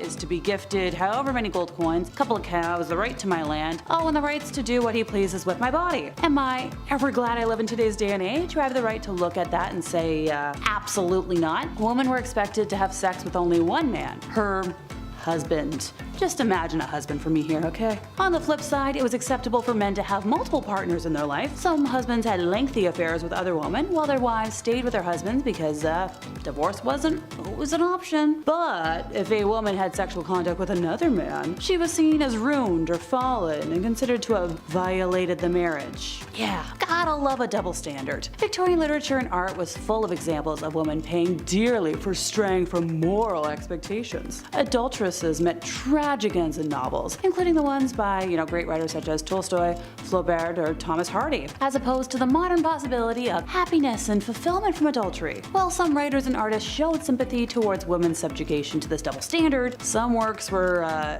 didactic and reinforced the cultural norm. In the Victorian era, sex was not discussed openly and honestly. Public discussions of sexual encounters and matters were met with feigned ignorance, embarrassment, and fear. One public opinion of women's sexual desires was that they were not very troubled by sexual urges. Even if women's desires were lurking, sexual experiences came with consequences for women and families. Limiting family sizes resulted in resisting sexual desires, except when a husband had desires which, as a wife, women were contracted to fulfill. To discourage premarital sexual relations, the new Poor Law provided that women bear financial responsibilities for out-of-wedlock pregnancies. In 1834, women were made legally and financially supportive of their illegitimate children. Sexual relations for women could not just be about desire and feelings. This was a luxury reserved for men. The consequences of sexual interactions for women took away the physical desires that women could possess. In 8th place, we have purity culture. The ideal Victorian woman was pure, refined, and modest. Makes me gag to say it, but here goes nothing. This ideal was supported by etiquette and manners. The etiquette extended to the pretension of never acknowledging the use of undergarments, which would be referred to as unmentionables. The discussion of such a topic, it was feared, would gravitate towards unhealthy attention on anatomical details. As one Victorian lady expressed it, "These are not things, my dear, that we speak of. Indeed, we try not even to think of them," in contrast to the modern norms of frank and constant discussion of, details. Pardon me while I'm rolling my eyes here. The pretense of avoiding acknowledgement of anatomical realities met with embarrassing failure on occasion. For example, in 1859, the Honorable Eleanor Stanley wrote about an incident where the Duchess of Manchester moved too quickly while maneuvering over a stile. Tripping over her large hoop skirt, she went head over heels, landing on her feet with her cage and her whole petticoats above her head. They say there was never such a thing seen, and the other ladies hardly knew whether to be thankful or not that a part of her undergarments consisted in a pair of scarlet tartan knickerbockers, which were revealed to the view of all the world in general, and to the Duke de Malakoff in particular. What a scandal. However, despite the fact that Victorians considered the mention of women's undergarments in mixed company unacceptable, men's entertainment made great comedic material out of the topic of ladies' bloomers, including men's magazines and music hall skits. There's that icky double standard again. In 7th place, we have denial of education. Women were generally expected to marry and perform household and motherly duties, rather than seek formal education. Even women who were not successful in finding husbands were generally expected to remain without university degrees and to take a position as a governess or as a supporter to other members of the family. The outlook for education-seeking women improved when Queen's College in Harley Street, London, was founded in 1848. The goal of this college was to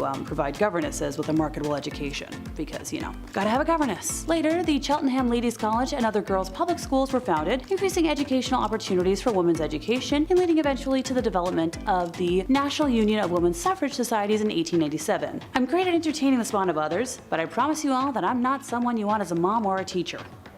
In 6th place, we have lower pay. Women cannot be expected to be paid the same wage as a man for the same work, despite the fact that women were as likely as men to be married and supporting children. In 1906, the government found that the average weekly factory wage for a woman ranged from 11 cents over 3 days to 18 cents over 8 days, whereas a man's average weekly wage was around 25 cents for 9 days. Women were also preferred by many factory owners because they could be more easily induced to undergo severe bodily fatigue than men. Child minding was another necessary expense for many women working in in factories. Pregnant women worked up until the day they gave birth and returned to work as soon as they were physically able. In 1891, a law was passed requiring women to take 4 weeks away from the factory work after giving birth, but many women could not afford this unpaid leave and the law remained unenforced. This point as a whole is still, sadly, a reality in our modern day. Many women don't make the same as men for the same jobs and are expected to do more for less. Number 5. Bloomers. Bloomers were one of the first styles of pants women gravitated towards in the Victorian era. They were worn in rebellion of the often unruly skirts of the day, which made it hard to move around and,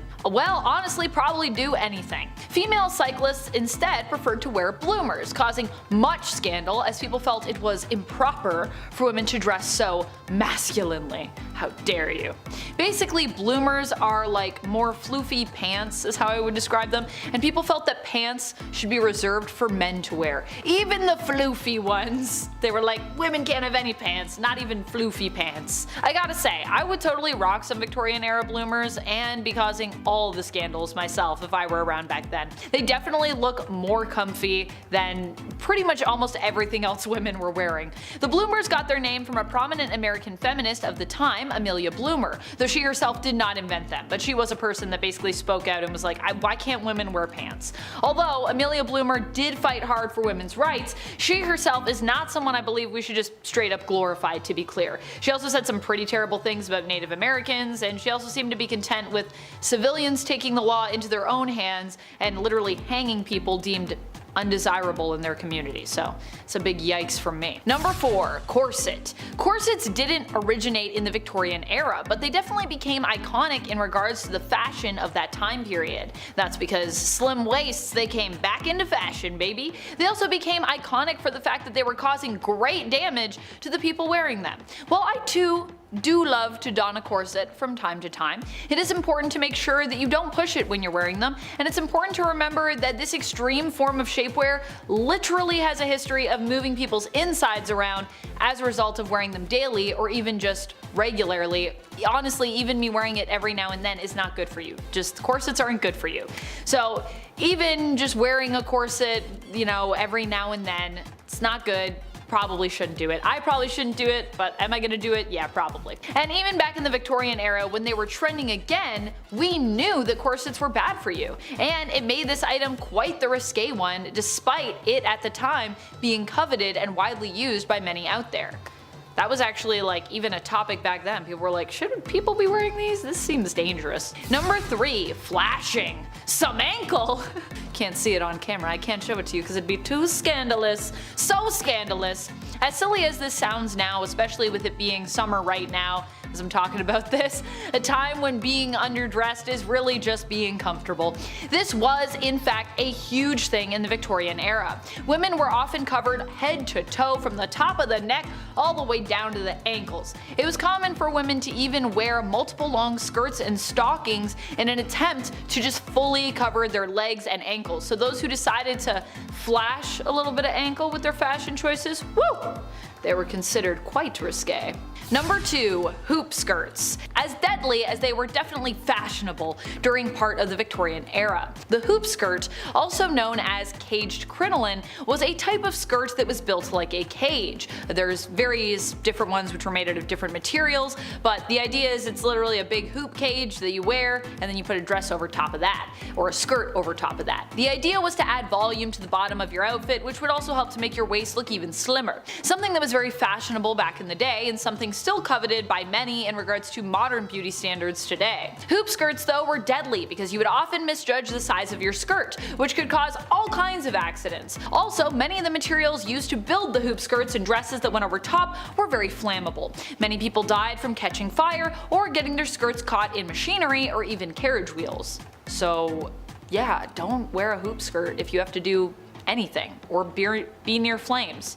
Or just be alive in the Victorian era because there were open flames like everywhere. Number 1, the one piece. I like that I saved this one for number 1. I didn't realize I was doing that, but I knew. Subconsciously. The one-piece swimsuit created quite the controversy when it came into fashion near the end of the Victorian era, and the really wild thing is it initially pretty much covered almost like your entire body. But and it's a big butt for this era, it was very fitted. So because it hugged the body, as swimwear really should do so that you can, actually swim, it was considered to be quite scandalous. Not only that, but of course the one piece also wanted to maintain your modesty by not having your skirt float up in the water around you, giving everyone potentially a free show. So it was fashioned to be pants, Oh boy, a woman in pants without a skirt? Scandalous.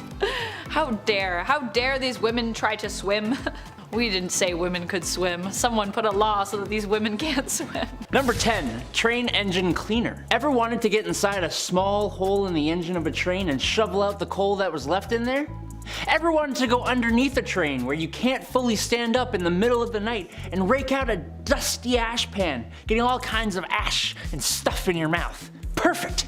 You can go join up with the railroad as a train engine cleaner. These guys would spend their days shoveling 5 to 6 tons of coal into the furnace of the steam trains, and then spend their nights climbing into said furnace, cleaning it out, and then going out in the middle of the freezing cold, wet night into a trench covered in water and oil and dust, and get right up under that sucker and pull out all the ashes and dust and crap that came out of the engine while it had been running all day. Number 9. Linker boy or linker men. Before the introduction of gas lights on the streets of London, the only gaslighting came in the form of small children who made you believe that you wouldn't be able to walk the streets without them tagging along with a torch to help guide your way. Then they'd expect a tip from you.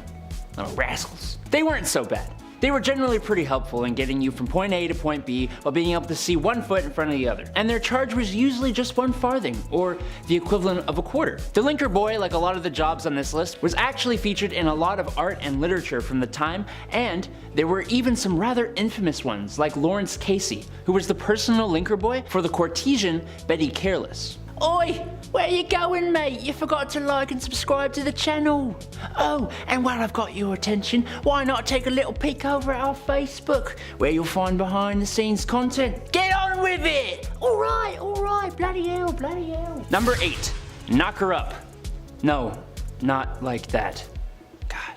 Look. I despise my alarm clock. It wakes me out of my deeply deserved beauty sleep at 6 a.m. every weekday morning. Now take the alarm clock and assign that job to a real person. That person is a knocker-up, a person employed to wake up workers at mills and factories on early shifts, going from house to house using a long pole to knock on bedroom windows. In other words, a person employed to become the epitome of all my hatred in this world. If you had this job, well, you're not alive anymore, but I hate you. The people at the time were somewhat friendlier than they are now, and I'm sure the knocker-upper wasn't a horrible person, but I'm sure there had to be some grumpy gills who would put their hand on your chest for doing this to them. Number 7, a phrenologist. I think if this YouTube thing doesn't work out for me, I'm gonna go and make up a science. It worked for phrenologists. They claimed that a person's personality, character traits, and abilities could all be figured out by bumps and indents on a person's skull. Characteristics like secretiveness, amativeness, conjugality, and combativeness were apparently controlled by areas of the brain that they called organs of the brain. The idea was dismissed by the church, but it nonetheless gained traction through Europe and was really popular in the States. The idea that you could modify these organs through self-control and practice sounded really good to self-help gurus at the time, if only it was real. Number 6, a dog whipper. Looking for someone who absolutely despises dogs and doesn't mind being despised by the rest of us. Otherwise known as a dog whipper. Back in the day, huntsmen would often hunt foxes and nail their tails to church doors, which would attract dogs of the streets. You'd also have churchgoers who would bring their dogs with them to church. These dogs were not allowed in though, so they'd all have to wait outside. You know how dogs are though. They didn't just sit there waiting patiently. I'm sure some good boys and girls did, but more often than not they'd be playing and sometimes fighting, disrupting the church services. Enter the dog whipper, who was armed with tongs to grab a dog and remove it from the church grounds, and a whip that would be used on the loudest of the poor pooches. Watch out, it may shock ya. Number 5 is shock treatment. When profit can be made off of insecurity, unsavory business flourishes. Victorians honed in on the man's moral weaknesses as a cause for erectile dysfunction, and impotence was thought to be caused by either too much sex and masturbation or not enough. So doctors took a few shocking routes, literally, such as galvanic baths or bathtubs filled with electrodes, which were supposed to restore sexual desire in an advertised 6 sessions. For a more direct approach, a thin rod with running electric current could be placed up into a man's urethra.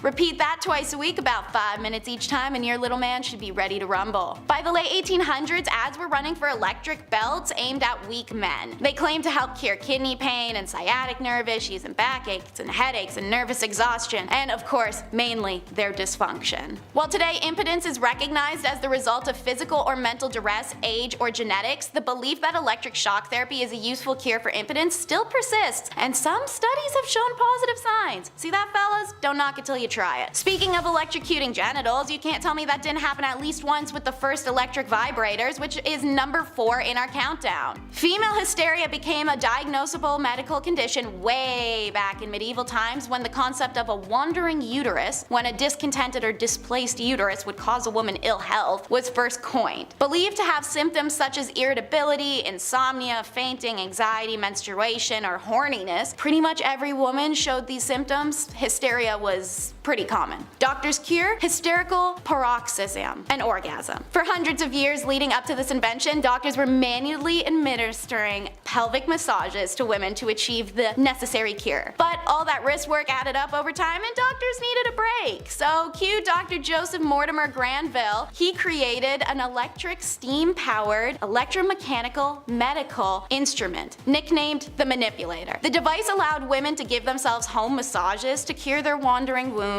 and giving doctors the well-deserved break they needed. A questionable cure for a very questionable diagnosis. Number 3 is not for the faint of heart. They loved leeches. It may be crazy to imagine, but between the late 1700s and well into the early 1900s, there was a booming leech trade all across Europe. Leeches were shipped from Germany to America by the tens of thousands. England even had to start importing them from France by the mid-1800s as their own leech stocks were not even enough to supply their own doctors. Francis Bourgeois believed that all diseases resulted from the excess buildup of blood and documented this belief in a medical journal that would subsequently cause leeches to become the go-to treatment in France and then later spread across Europe. This usage of leeches then became worldwide from there, and so obscene that the creatures started to go extinct. However, what these quacks didn't know is that bloodletting was very rarely beneficial to any conditions, and applying leeches often resulted in detrimental side effects such as blood loss, diarrhea, and vomiting, or those with poor immune systems could even be exposed to hazardous bacteria and infection, let alone death from hemorrhagic shock for literally anyone they did this to. Eventually, the excessive use of leeches meant that they became too expensive to ship, too scarce due to the over-farming to find, and medically obsolete in the face of new science that questioned the medical merits of bloodletting. Thank God. Number 2 doesn't allow you to touch where number 1 usually comes out. It's the masturbatory mental illness. Obviously, it's natural, normal, and well, fun, but the Victorian perspective of masturbation was nowhere near what it is today, as our old-timely friends saw it as a serious threat to mental and physical health, or even could kill you. Self-love was seen as an ultimate evil, but beyond moralistic arguments, many physicians thought that every orgasm drained a man's energy. Married men were warned by doctors to limit the amount of sex they were having, while unmarried men were encouraged and urged to conserve their essence by avoiding sex altogether, particularly masturbation. Even wet dreams and uncontrolled ejaculation were considered a sexual dysfunction, as masturbation essentially became the male version of hysteria. So, how did you treat this condition? Men had to stop masturbating. Fear and shame campaigns did what they do best and stimulated the market to provide quick quack remedies. They came in the form of anti-masturbation devices that looked like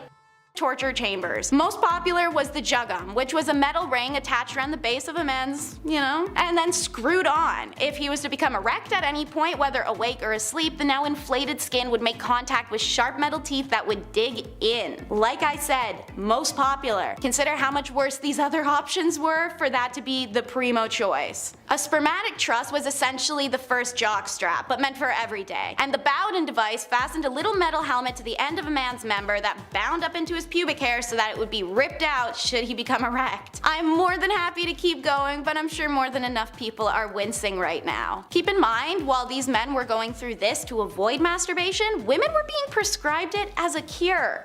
Number 1 on our countdown may be a bit of a surprise. Surgery. How could surgery be a questionable treatment? Well, it itself isn't, but the men performing it and their hygiene towards surgery were. Most famous is Robert Liston. Said to be able to remove a leg in 30 seconds, he notoriously used his own mouth to hold scalpels, knives, and even once sucked the pus out of a woman's throat wound. According to medical historian Dr. Lindsay Fitzharris, surgeons never washed their instruments or their hands, and Victorian surgeons were known for wearing old surgery garments out of prowess, reportedly so stiff with old blood that they were nearly cardboard in appearance. Even the operating tables themselves were rarely washed down, and it was said a visitor to St. George's Hospital in London 1825 discovered mushrooms and maggots thriving in the damp, dirty sheets of a patient's bed. When asked why they hadn't complained, the patient assumed this to be the norm. And what about surgery in the moment? Well, the patients were conscious and undrugged as they were operated on, and surgeries needed to be fast as a result. 1 in 4 people died after their surgery, whether it was still on the operating table or from infections afterwards. But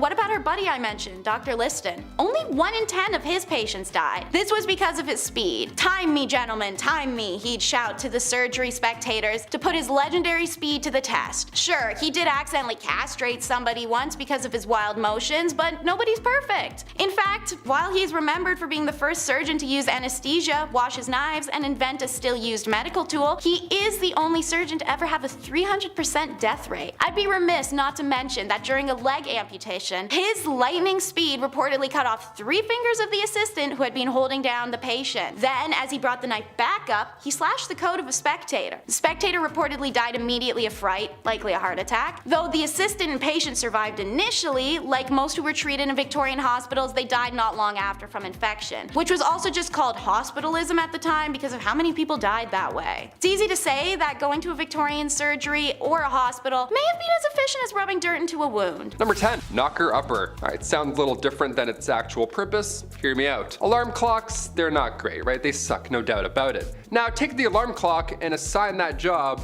to a real life person.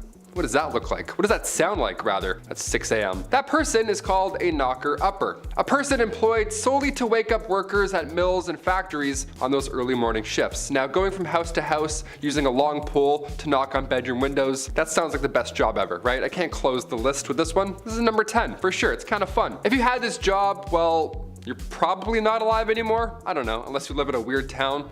The people at the time were a lot friendlier back then than they are now, so, I'm sure the knocker-upper came around today. Be a little different. They'd probably be on World Star the next day. Knocker-uppers back in the day. Thank you so much for waking me up. I would have lost $14. Thank you. It was a big deal. It was definitely a big deal. Number 9. The linkerman. Before the introduction of gas lights on the streets of London, if you were traveling alone at night, well, you'd probably get lost. Because, yeah, even London now I'd get lost, you know what I mean? So that's where a linkerman would ideally come into play. They'd come in to save your night. What they would do is they would carry with them a torch to help guide your way home. They'd be like, hey, follow me, I know these streets, and then you do it, I guess. It's a little scary. At the end of this impromptu tour, they'd of course expect a little tip from you. Of course, thank you for lighting my path and getting me home. Cheers. Here's 1 nickel. It's actually a lot back then. Here's 1 penny. There we go. They weren't so bad. They were generally pretty helpful in getting you from point A to B, whilst also being able to see 1 foot in front of the other. That doesn't hurt, especially in Victorian London. You get to step on a dirty rat. That'll be gross. It's like a friend walking you home, only you don't know them, and it's the Victorian era, so probably pretty unsafe. 50-50 if you're gonna make it. And their charge was usually 1 farthing or the equivalent of a quarter. The linkerman, like a lot of the jobs on this list, was actually featured in a lot of art and literature from that era. And there were even a couple famous linkermen, famous linkermans, like Lawrence Casey, for example, who was the personal linker boy for the courtesan Betty Careless. Imagine that, your arm must be so strong with that lamp all day. Ooh, it's just like, oh, I can't put it down. Number 8, ghost photography. 1800s ghost photography. Apparently it was a theme or a vibe, I don't know, but there were people that would take the photos of these ghosts. So at one point you would be hired as a professional ghost photographer. On paper, here's your tax returns, that's what I did. The camera, of course, was a hot new invention back then, so tales of ghost and spirit were easily believed, especially when you have a photo of a see-through woman. That probably helps sell your tale for sure. Like, ah, here she is. It's like, that's mom. That's definitely not, you just did that in the back room. I don't believe you. A big name in the ghost game was that of William Thomas Stead. He was born in 1849, so now he's for sure a ghost. Stead was the son of a Congregationalist minister, and at the age of 22, he was appointed as editor of the Northern Echo, which was a regional newspaper in Darlington. Yeah, this British medium, Richard Borsonal, featured a photo of W.T. Stead and a spirit.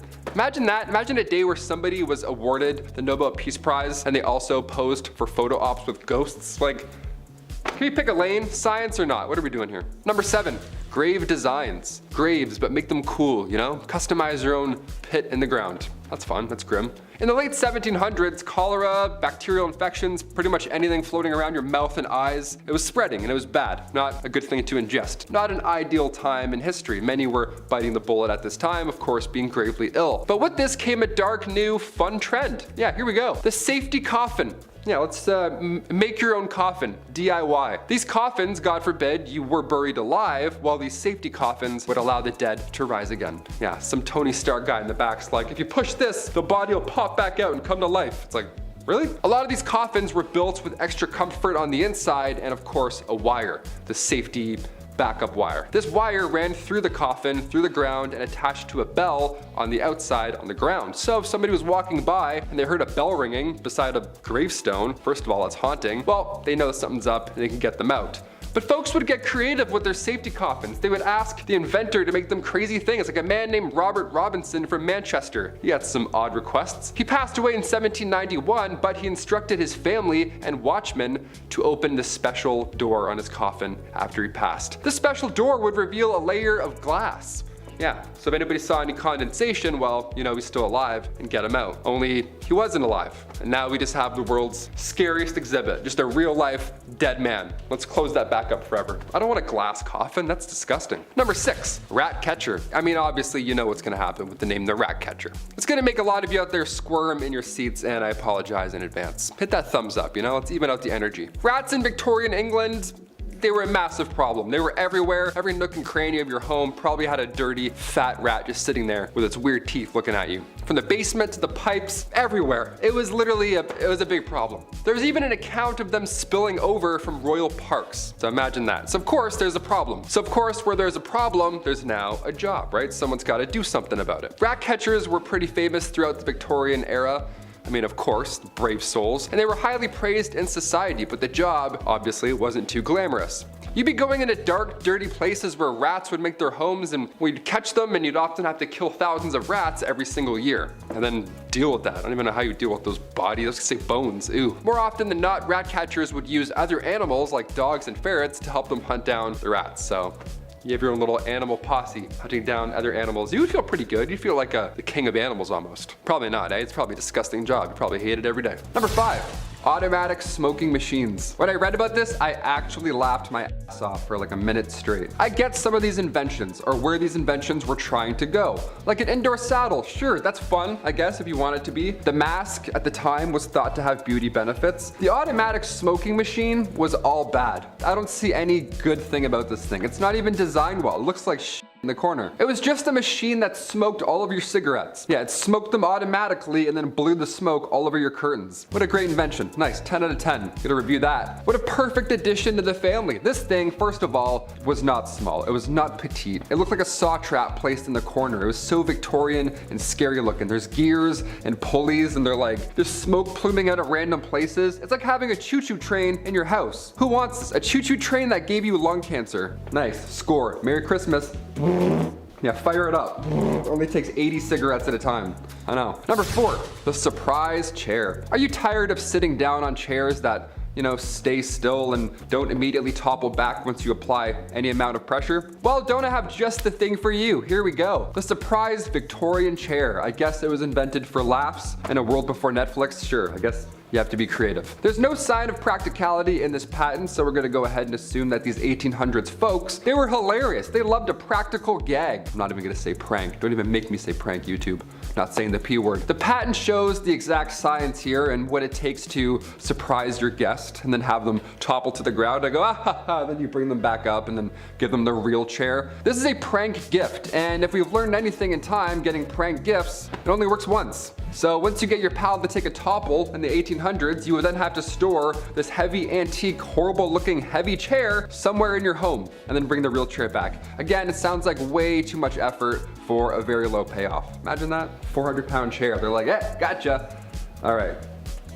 Who next? Number 3, toilet troubles. Now, the Victorian era, it was unsanitary to say the least, sure, but it was also dangerous in ways that you wouldn't expect. Some random poo-poo signs coming out of you. One of the greatest Victorian inventions was the bathroom. I love this one, it's great. Now, it took a few tries to figure out the whole methane gas problem, but we did it. Yeah, spontaneous combustion of the bathroom was weirdly common in the V era. Flammable gases like methane and hydrogen sulfide, well, they built up over time with human waste, and more human waste, and just, well, so much and gases, it built up in the sewers and eventually it backed up into our homes. Next thing you know, you're lighting a candle and then your bathroom's gone and you're gone and there's shit everywhere and it's the Victorian era and you're like, what do I even do right now? What just happened? What science was that? Number 2, the wave rockin' bath. Seaside at home, let's do it. Are you tired of regular bathtubs that are stationary, relaxing, and don't soak your entire floor in minutes? Well, the Niagara wave rockin' bath washes all that away. Yep, see you later.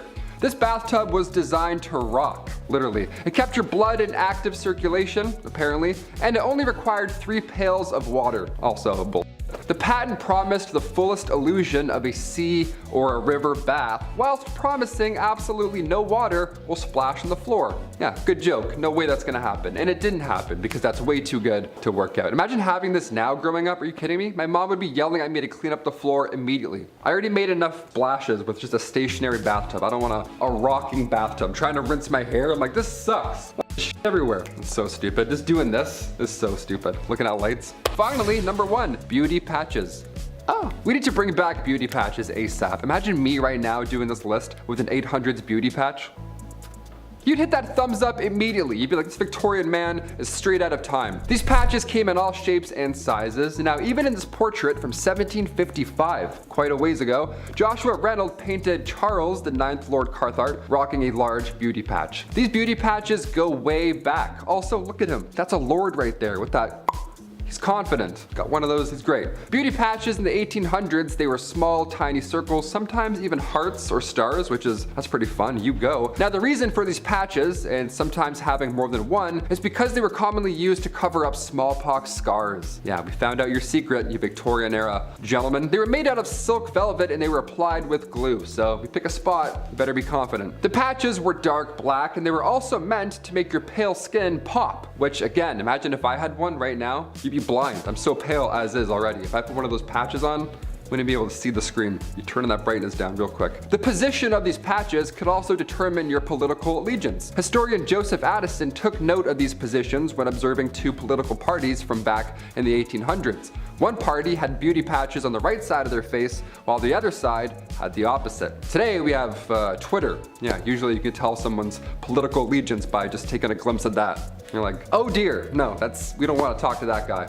He's a right patch kind of guy. Those are the top 10 ridiculous Victorian era inventions that never took off, but what do we think? Can we bring these back? Can we bring back the Vigor's horse action saddle? Get everyone bumping around again, get those spirits up? Number 10, tulle skirts. Tulle skirts were a major problem. Although these were chiefly worn by ballerinas, ballet has always been a destructive form of dance when it comes to basically how it affects the body. I mean, many ballerinas literally have their toenails fall off as a result of dancing on point. That's just kind of like an assumed part of the profession if you're dancing point. However, we aren't even talking about the feet here. We're actually talking about how safe the costumes are, the literal garments they dance around in, not even their shoes or their feet. The answer to that question?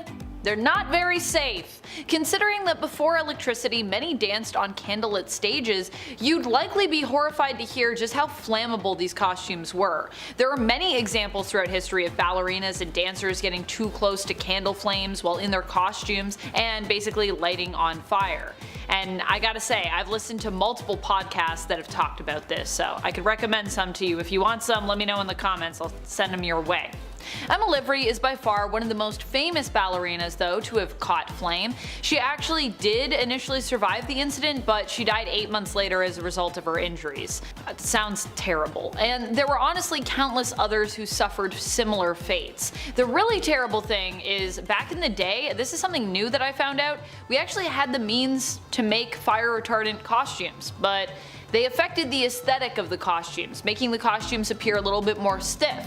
So rather than try to save the more than thousands of ballerinas who died in even just a single year, we decided to opt for beauty over safety.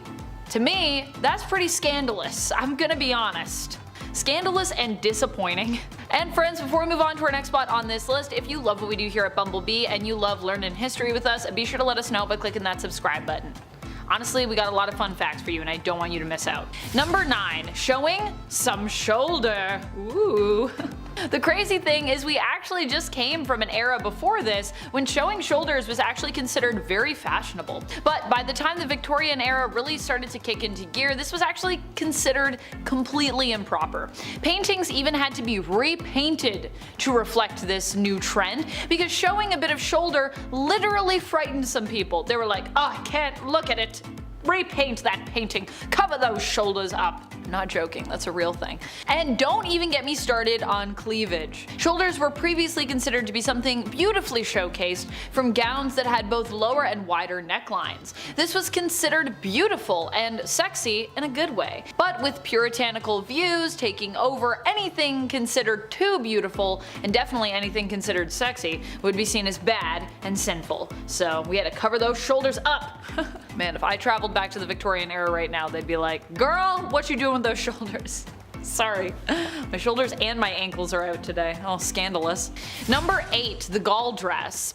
Well, Marie Antoinette was not around during the Victorian era, living and dying just before it began really. Her presence was felt in regards to the mark that she left on the fashion scene. Marie Antoinette was often seen as a woman of scandal, not just because of the stories of her love affairs and her actually being misquoted here as responding to the poor, starving people of France by saying, let them eat cake, but also because of her fashion sense. While by today's standards, Marie Antoinette would be seen as probably being overdressed among us, by her time standards, she was often seen as presenting herself as immoral, with many of her dresses resembling more undergarments of the day than the usual more modest finery and typical style. Case in point, a portrait that was done in her chemise style dress, known as a gall, by painter Vigée Lebrun, was condemned for how it portrayed the monarch. People actually admired Lebrun's work in terms of the painting itself, but didn't like the dress that she had painted the queen in,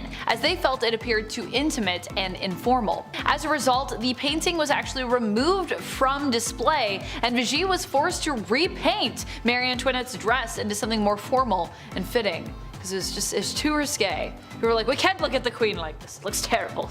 Repaint it. I don't know why I'm making everyone British when we're in France, but there you go.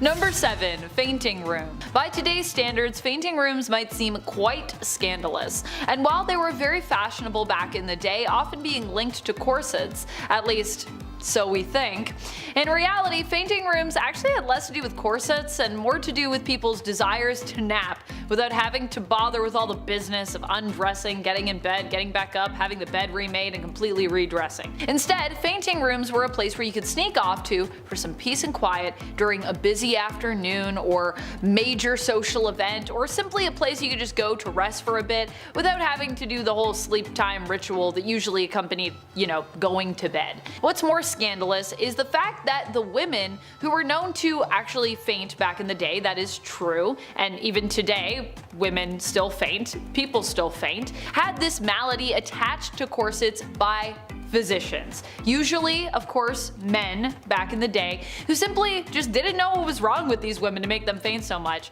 So what did they do? They blamed corsets, of course. Although to be fair, corsets are notoriously bad for your health. But still, I just love that these doctors were like, I don't know what's wrong with this woman. Corsets. They make her faint. That's what it is. Probably iron deficiency, heat, being overdressed in the heat. There's a lot of reasons why people faint. Number 6. Scheele's green. This dye color became super popular in the Victorian era, but is also known for being literally made out of poison. If you're worried that women of the day didn't know that at the time, nah, they were actually informed on this, yet they still chose to wear this color because, I mean, it was simply too gorgeous. Hey, it's worth it. A little bit of arsenic poisoning, no problem. It did cause symptoms of arsenic poisoning among those who wore the dresses dyed with this color because, I mean, it's dye, this fabric is still rubbing up against your skin, still getting absorbed through your pores, but it actually caused even more harm to those who made and dyed the garments with it.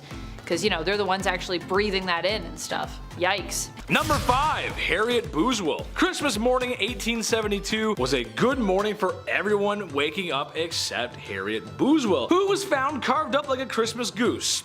Oh god. The night before, she had attended a fancy Christmas ball, as you do back then, and she was seen leaving with a well-dressed, handsome man, a foreigner, most likely German, as witnesses report. She was found the next day with multiple lacerations, and yeah, it wasn't pretty. The police eventually followed a trail of evidence to a German man in South America, but because of the man's pleasant demeanor and solid alibi, he was dropped as a suspect, even though his maid claims of cleaning a bloody handkerchief that night of her passing. No one else was ever arrested for the crime, and that was the end of that one. Oh yeah, the bloody handkerchief, yeah, that was my brother. I had nothing to do with that. Yeah, it was not me, sorry. Number 4, Elizabeth Jackson. Surprise, surprise! Another mangled corpse was found in the River Thames. That's weird. This time, the lower half of a woman and legs. As the days went on, more and more parts were discovered, and after another bad glue and paste project, it was identified to be Elizabeth Jackson, a young woman who had left her home in shame of an unwedded pregnancy. Ooh, scandalous. Sadly, she ended up in River Thames, and no one is sure who did it at all. Some claim actually it was Jack the Ripper, and while it does make sense, experts don't all agree. Thus, it is another unsolved mystery. God, why is it happening so much back then? What the hell's going on? God. Number 3, Lizzie Borden. Lizzie Borden took an axe and gave her mother 40 whacks, and when she saw what she had done, she gave her father 41. That's a nice nurse. What a nice thing to say about a nice young lady. Maybe one of the most famous crimes ever, actually. In a nutshell, it looked like Lizzie had done it. It was a closed and shut case. It seemed like a pretty concrete open and shut case, but yet again, somehow she got off free. She claimed that she was in the barn when it happened, and then she discovered the bodies. Now, most of the topics on this list are a whodunit, but I mean, for sure this one, we can't be so serious to not ignore the facts here, right? I mean, she was the only person there. Who could have done it? Well, unsolved apparently. Oh god, alright, she didn't do it. Number 2, the West Ham vanishings. Just east of London between the years of 1882 and 1899, a few women disappeared and then were left in parks, or at least their bodies were. I don't know why that keeps happening. It's 1800s is weird. And while we don't know very much about Jack the Ripper, we know even less about these cases, as they've somewhat fallen into obscurity. Naturally, police thought it could be Jack the Ripper again, but it's also likely that it's not. I'm starting to think Victorian London isn't the safest place for a lady to be. I don't like this is going. That's all the information on that one. It was like, yeah, they died, we don't know who did it. Oh, okay. Alright.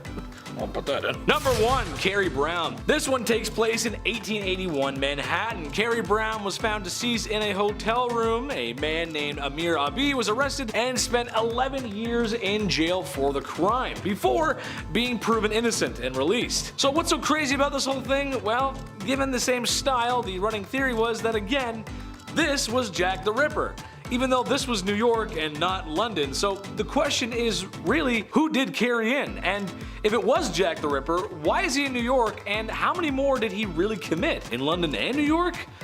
Man, that's scary, dude. I don't know. Let's start off with a title that describes the Victorians in of itself: melodrama. The Victorian era culture wasn't actually the whole fair ye Black Death blah blah vibe entirely. It was more like the Robert Downey Jr. Sherlock Holmes movies, where it's dark and gritty and the people are obsessed with death and corruption of religion and occult stuff. The word melodrama, literally meaning music drama or song drama, derives from Greek, but reached the Victorian theatre by way of the French, who had adopted the interest during the Revolutionary period. In Britain, melodrama became the most popular kind of theatrical entertainment for most of the 18th and 19th century, a period wherein more people people went out to the theater than any other time in history. Melodrama's unprecedented popularity during the Victorian period owes its life to the diverse audience it could draw, working class to aristocratic, but it also the illegitimate theaters that had been forbidden by law to perform drama involving spoken word. Many melodramas were book renditions or artisanal written and often featuring gore or death, and remained popular until the end of the 19th century. Looking for a less noisy affair, more somewhere to chat but also be entertained?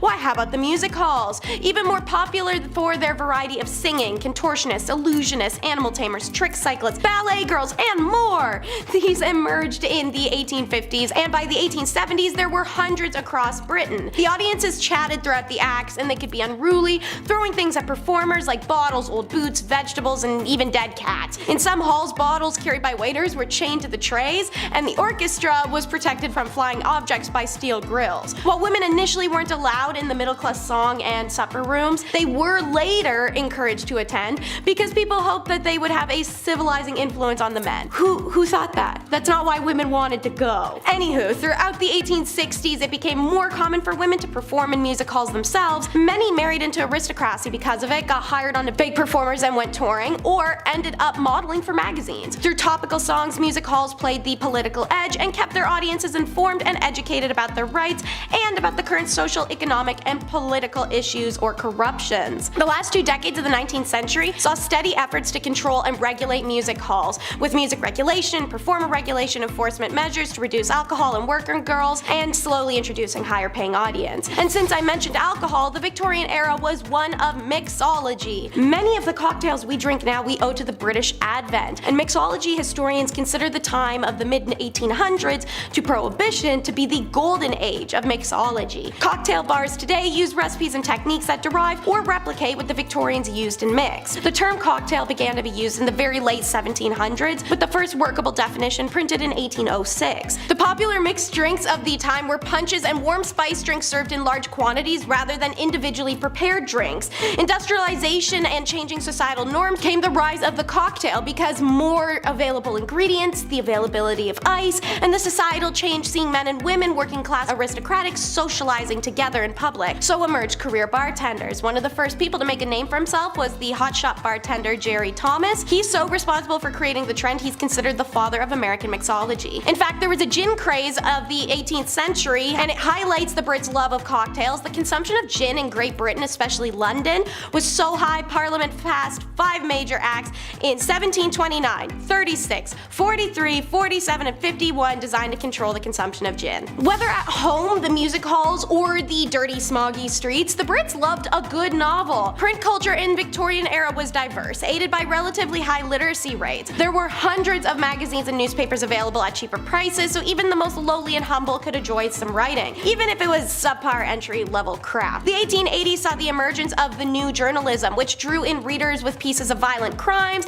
and scandals in high society, aka the true crime podcast of the times. Then novels were a key feature of the Victorian print culture. By mid-century, Britons of all classes could afford and read novels. Some were aimed at the highly educated and well-off people, others at less educated readers looking for appealing and exciting stories. Penny dreadfuls and sensation novels, seen at their best in the work of Wilkie Collins, thrilled their readers. And Victorian novels were often long, with complicated plots and many characters. Many of those by Charles Dickens are still read today, and the Penny Dreadfuls made it to the TV screen in the masterful 3-season TV drama. You guys should check it out. And where better to read my newest Mary Shelley horror than my asbestos-painted office filled with taxidermy. The Georgian era was one of rationalism, but a shift in ideology took place as this period transitioned into the Victorians. Their view aligned more so with the Romantics, who were intrigued by mysticism and death. So, while they were a time of technological advancement and progress, culturally Victorians were prone to bizarre habits and beliefs.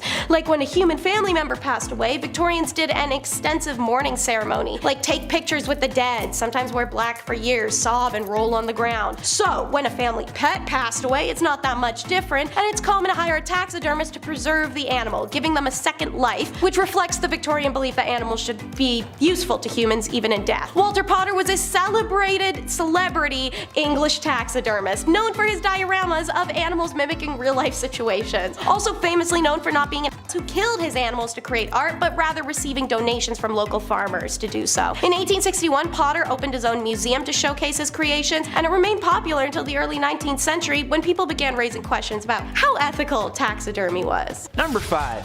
A rat catcher. I know this will make a few of you out there squirm in your seats. Rats in Victorian England were a massive problem.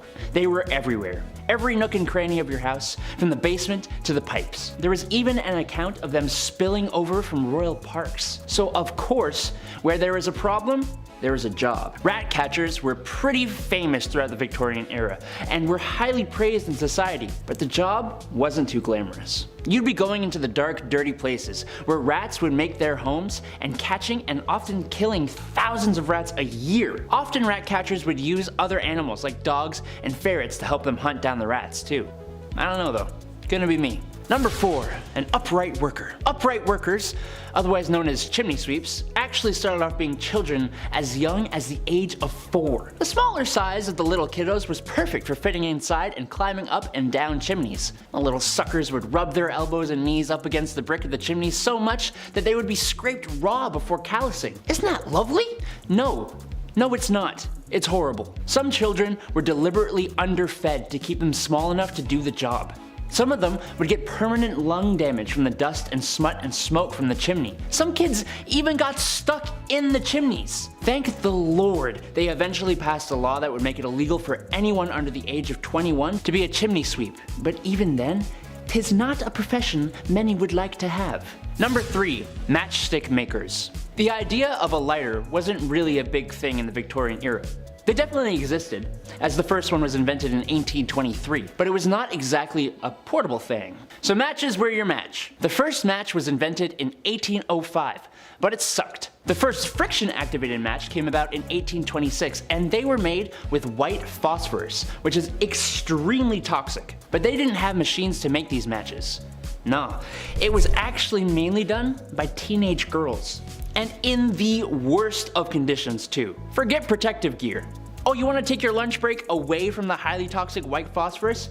Oh no. That's right. These girls would have to eat their lunch at their workstations, meaning they would end up ingesting the white phosphorus. Yes, my favorite seasoning. Number 2. Resurrectionists. Back in the day, medical schools who wished to study the human body only really had access to the bodies of criminals who had hit the end of the line. There actually weren't too many of these bodies around, which led to a good price for bodies that were in reasonably good condition, other than being deceased. This wasn't exactly the greatest idea, as now you've created an opportunity for people with no morals or empathy to go and dig up fresh graves, becoming resurrectionists. A cool name for an absolutely god-awful profession, if you could call it that. The problem was bad enough that people would actually guard the graves of their recently deceased loved ones. No one should have to do that. Number 1, night soil man. Alright, if you need me, I'll be depositing my night soil over in the toilet. Poop. Night soil is poop. And the night soilman? Well, you see, before we had real sewer systems, the night soil you deposited at home would go into a lovely hole in the ground. As you can imagine, these would tend to fill up over time, and that's when you have your night soilman come in. Yes, his job was to clear out the poop deposits from houses and cart it away in the middle of the night so nobody in polite society would have to see it. But they were always in business, so that makes the job a little less crappy. Getting us started at number 10 is top hats. A top hat is an iconic image. You can see them in old black and white movies or on logos such as Mr. Peanut. But why were top hats created, and why were they so trendy? Well, there's multiple reasons actually. Men and women were already wearing hats and bonnets to protect their heads from rain, wind, and the soot from local smokestacks. As a result, hats were already quite a trendy wear. However, the true reason for its popularity is what it represented. The top hat quickly became symbolic of status, power, and masculinity. From 1850 to 1900, men wore top hats for business, pleasure, and formal occasions. Certain colors were even associated with certain times of day. For example, a black top hat was for day or night, making its wearer feel taller, more handsome, even suave. Some were even reported to be a height of 12 to 14 inches tall. Top hats, amongst other hats of this era, also required ridiculous upkeep, such as being brushed, boiled regularly, powdered, etc. They also also tend to contain mercury poison. As time progressed, we found other ways to overcompensate as well as accessorize our heads, so it's easier to see why the top hat never made a comeback. Number 9 in the countdown is women and their flirty fans. When you see a gentleman caller across the room, you may want to send him a hint that you're picking up the vibe that his top hat is putting out. What better way than subliminal messaging with an item you're already carrying? In Victorian times, women carried fans due to fainting spells, which were really just the result of their excessively tight and heavy garments, something we'll cover later in the video. In 1827, a fan maker from Paris, Dovelroy, published a leaflet explaining the language behind the uses of a fan. Some examples were twirling the fan in the right hand meant that I love another. Meanwhile, drawing the fan across the cheek told someone special that I love you. A fan half opened and pressed to the lips gave permission for a kiss. However, it is rumored that the less romantic truth is that the fan etiquette, such as Dovelroy's leaflet, was invented in order to boost the sales of fans in the 19th century after they had fallen out of fashion following the French Revolution. Irregardless of rumors, it appears in olden times some people were using fans to get hot rather than cool down. Speaking of keeping it cool, next in our countdown at number 8 is bottomless underwear. While showing a bit of ankle may have made you a harlot, in the Victorian era every woman was walking around with crotchless undergarments. But these strange underoos were invented with a justified purpose. Due to the amount of fabric layers, steel crinolines, and tight bodices and dresses, women of the era didn't really have time to spend an hour undressing before nature calls. By creating undergarments that had holes aligned with the wearer's groin, a woman's only mission would be to hoist up as many layers as she could before popping a squat. Don't be fooled, however, that wasn't exactly easy either. Some of you may wonder what happened if Aunt Flo paid a visit while a woman was wearing an open bottom undergarment. Well, in Victorian times, menstruation hygiene was perceived very different and women quite literally let it flow. If you want to learn more, search that one up on your own. As fashion evolved and women wore fewer and lighter clothes in the early 20th century, pulling down undergarments from underneath bustles and cages was no longer a nightmare, so the crotchless undergarment was soon abandoned once more. But now it does make sense why everyone loved the high-kicking can-can dancers in 19th century Paris. Morning garb, and I don't mean pajamas, is number 7 in our countdown. Known as the monarch of mourning, Queen Victoria influenced how grieving women dressed and behaved in Europe and the United States after the passing of her husband in 1861. She famously mourned him for 40 years until her own demise, and started what's now known as the Victorian mourning etiquette. Victorian mourning etiquette came with elaborate rituals to commemorate their dead. It became normal to have incredibly elaborate and lavish funerals, curtail social behavior, and even erect statues and ornate monuments as tombstones. Mourning clothes were part of this, and they were introduced for both sexes. Said to show a family's outward display of their inner feelings after the passing of a loved one, the rules for who wore what and for how long were complicated and often outlined in popular journals or household manuals. Call that a mourner's magazine. Jokes aside, men definitely had it a lot easier. They simply wore their usual dark suits along with black gloves, hat bands, cravats, or ties. For women, especially should she be a widow, there were different levels of mourning and garb to wear as you progressed out of deep mourning and into lighter mourning and so forth. Deep mourning was of course black, but also made specifically was a crepe styling, a scratchy silk with a puffed, crimped appearance associated with mourning as it doesn't pair with any other clothing. Right. The mourner would eventually stop donning the crepe and then stop donning black. This was called slightening the mourning, before cloth colors eventually moved on to gray, mauve, then white, until the mourning period was considered complete. Number 6 in our countdown is the human hair wearers. Fun because it rhymes, but creepy for a whole slew of reasons. So, what do I mean by human hair wearers? Well, it was a tradition in Victorian era to don jewelry that had segments of human hair embossed, woven, or sealed into it. But for many Victorian people, the amount of hair involved in remembering loved ones went far beyond a little lock in a necklace. In stores and women's magazines, you could find patterns for wreaths made of hair and wire, often floral designs. Bracelets, brooches, earrings, and necklaces were also all very common. In its prime, human hair jewelry and decor was considered incredibly fashionable. It's even said that swapping locks of hair was a love token between women loving women or friends, the way that girls today might wear friendship bracelets with each other. I guess if you need a trim and you were already late on a birthday gift, you could really just kill two birds with one stone. Number 5. Matchstick makers. The idea of a lighter wasn't really a big thing back in the Victorian era, obviously. I mean, they definitely existed. The first lighter was invented in 1823, but it wasn't like the ones we have now, not like those Bics that still don't work. It wasn't a portable thing. The first match was invented in 1805, but it kind of sucked, and the first friction-activated match came around much later in 1826. This one here changed the game for good. They were made with white phosphorus, which is, of course, extremely toxic. But they didn't have machines to make these matches. No, it was, of course, done by people, young women. It was only women that had to do this, and in the worst of conditions, of course. And before you ask, no, they didn't understand protective gear. Well, they did a bit, but even so, women didn't get that kind of luxury, right? They didn't get that treatment. These girls would have to eat their lunch at their workstations, meaning they would probably end up ingesting said white phosphorus the entire shift. History is horrible. Number 4. Resurrectionalist. Alright, back in the day, medical schools who wished to study the human body only really had access to the bodies of criminals who had hit the end of their line, right? You're not gonna go dig up someone's wife and be like, hey, mind if I study her? He's like, no, please. There actually weren't too many of these bodies around to begin with, which led to a good price for bodies that were in, well, reasonably good condition to, study up close, other than being, deceased and disgusting. This wasn't exactly the greatest idea, sure, I'll admit that. Now you've probably created an opportunity for people with no morals or empathy to go and dig up fresh graves. And that's exactly what happened. People would become their own resurrectionalist. It's a cool name for a god-awful profession, if you want to call it that. The problem was so bad that people had to protect, they had to guard the graves of their recently deceased loved ones, or else these guys would come in and try and dig them up and sell your nana for like 20 bucks. You have to stay there for 4 nights and guard her. That's crazy. No one should have to do that. The Victorian era sucked. No one should have to do that, or this next one here. Number 3, train engine cleaner. Yeah, this one's gonna suck. It sounds yucky already. For this job, you were required to get into, of course, pretty tough positions to, well, clean the engine of a train. Train engine cleaners would have to get inside a small hole in the engine of a train and shovel out all that coal that was left over. Yeah, as if shoveling the coal in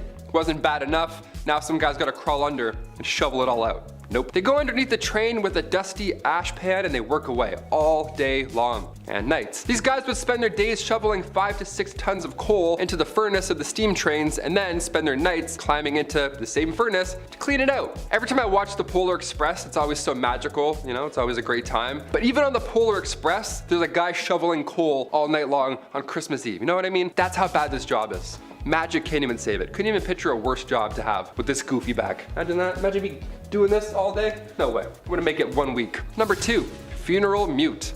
Yes, death. Happened quite a lot back then. I thought being a pallbearer had a lot of pressure, don't drop them, all that kind of stuff. Victorian London saw many, many funeral mutes. Now, Oliver Twist, one of the lousy jobs in that tale, was that of a funeral mute.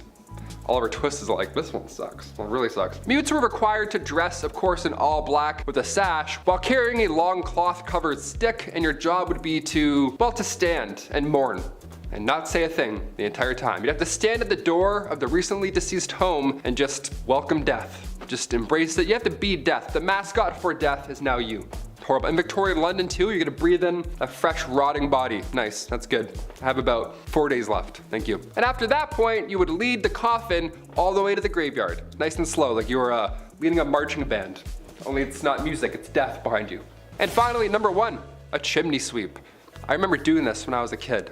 Okay, I got some questions now. I'm gonna make some phone calls after this list. I had to do this when I was a kid, but back then it was a lot worse. It wasn't a chore, it was an actual job. This was a terrible job to have in Victorian London, obviously. Chimney sweeps were famously young men, guys. I can't say anything else here, but they were young lads.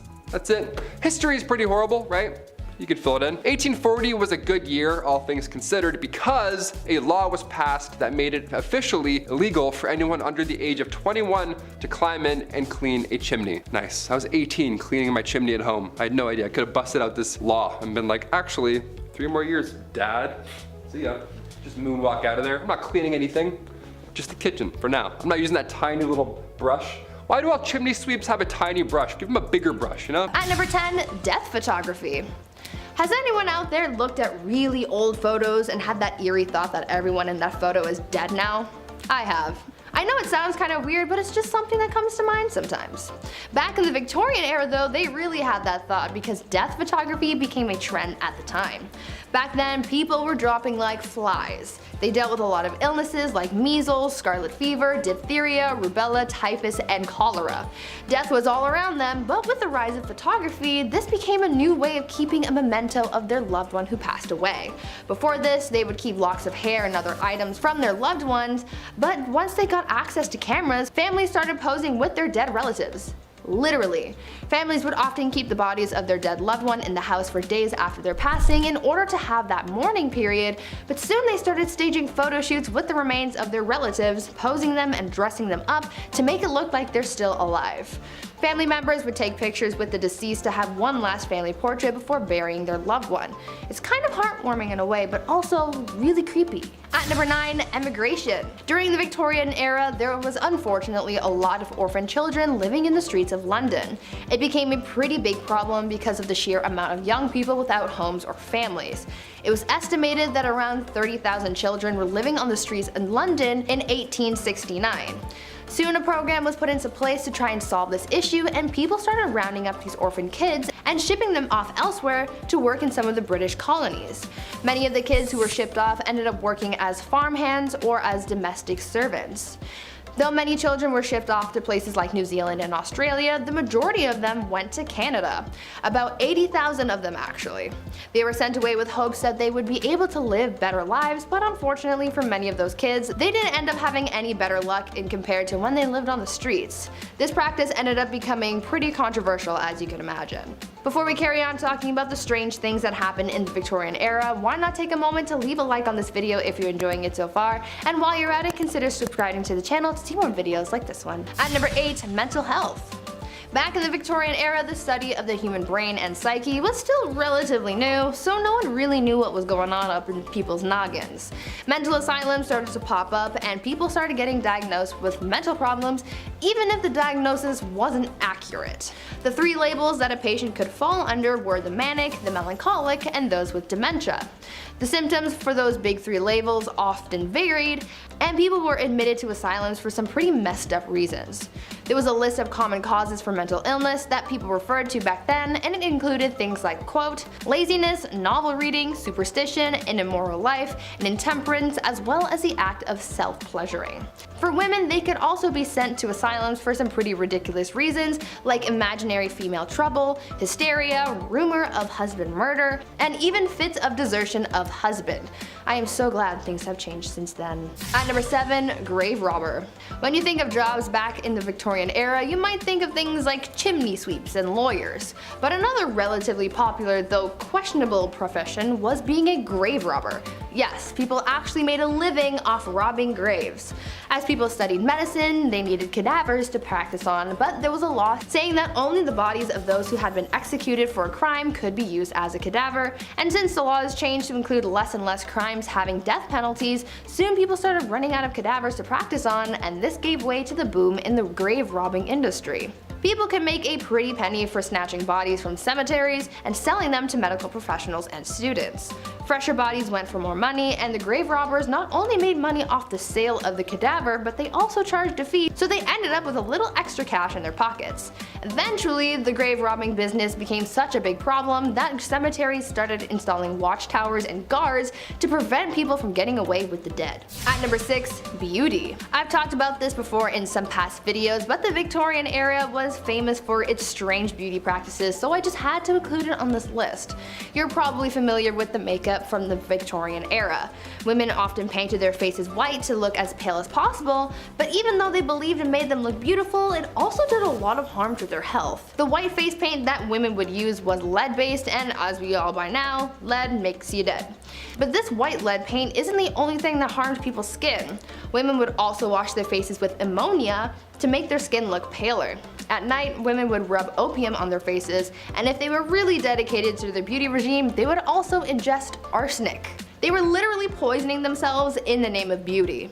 Women would also use mercury on their eyebrows and eyelashes, and would use lemon juice or belladonna in their eyes, which could cause blindness in some people. Once again, I'm glad things have changed. Number 5, zinc chlorine coats. This one's bad, man, but it was stopped before it became a trend, thank God. Picture this, it's Victorian London and you're but a humble city servant. Your job is to clean the streets. One night it begins to rain, as it is known to do in England.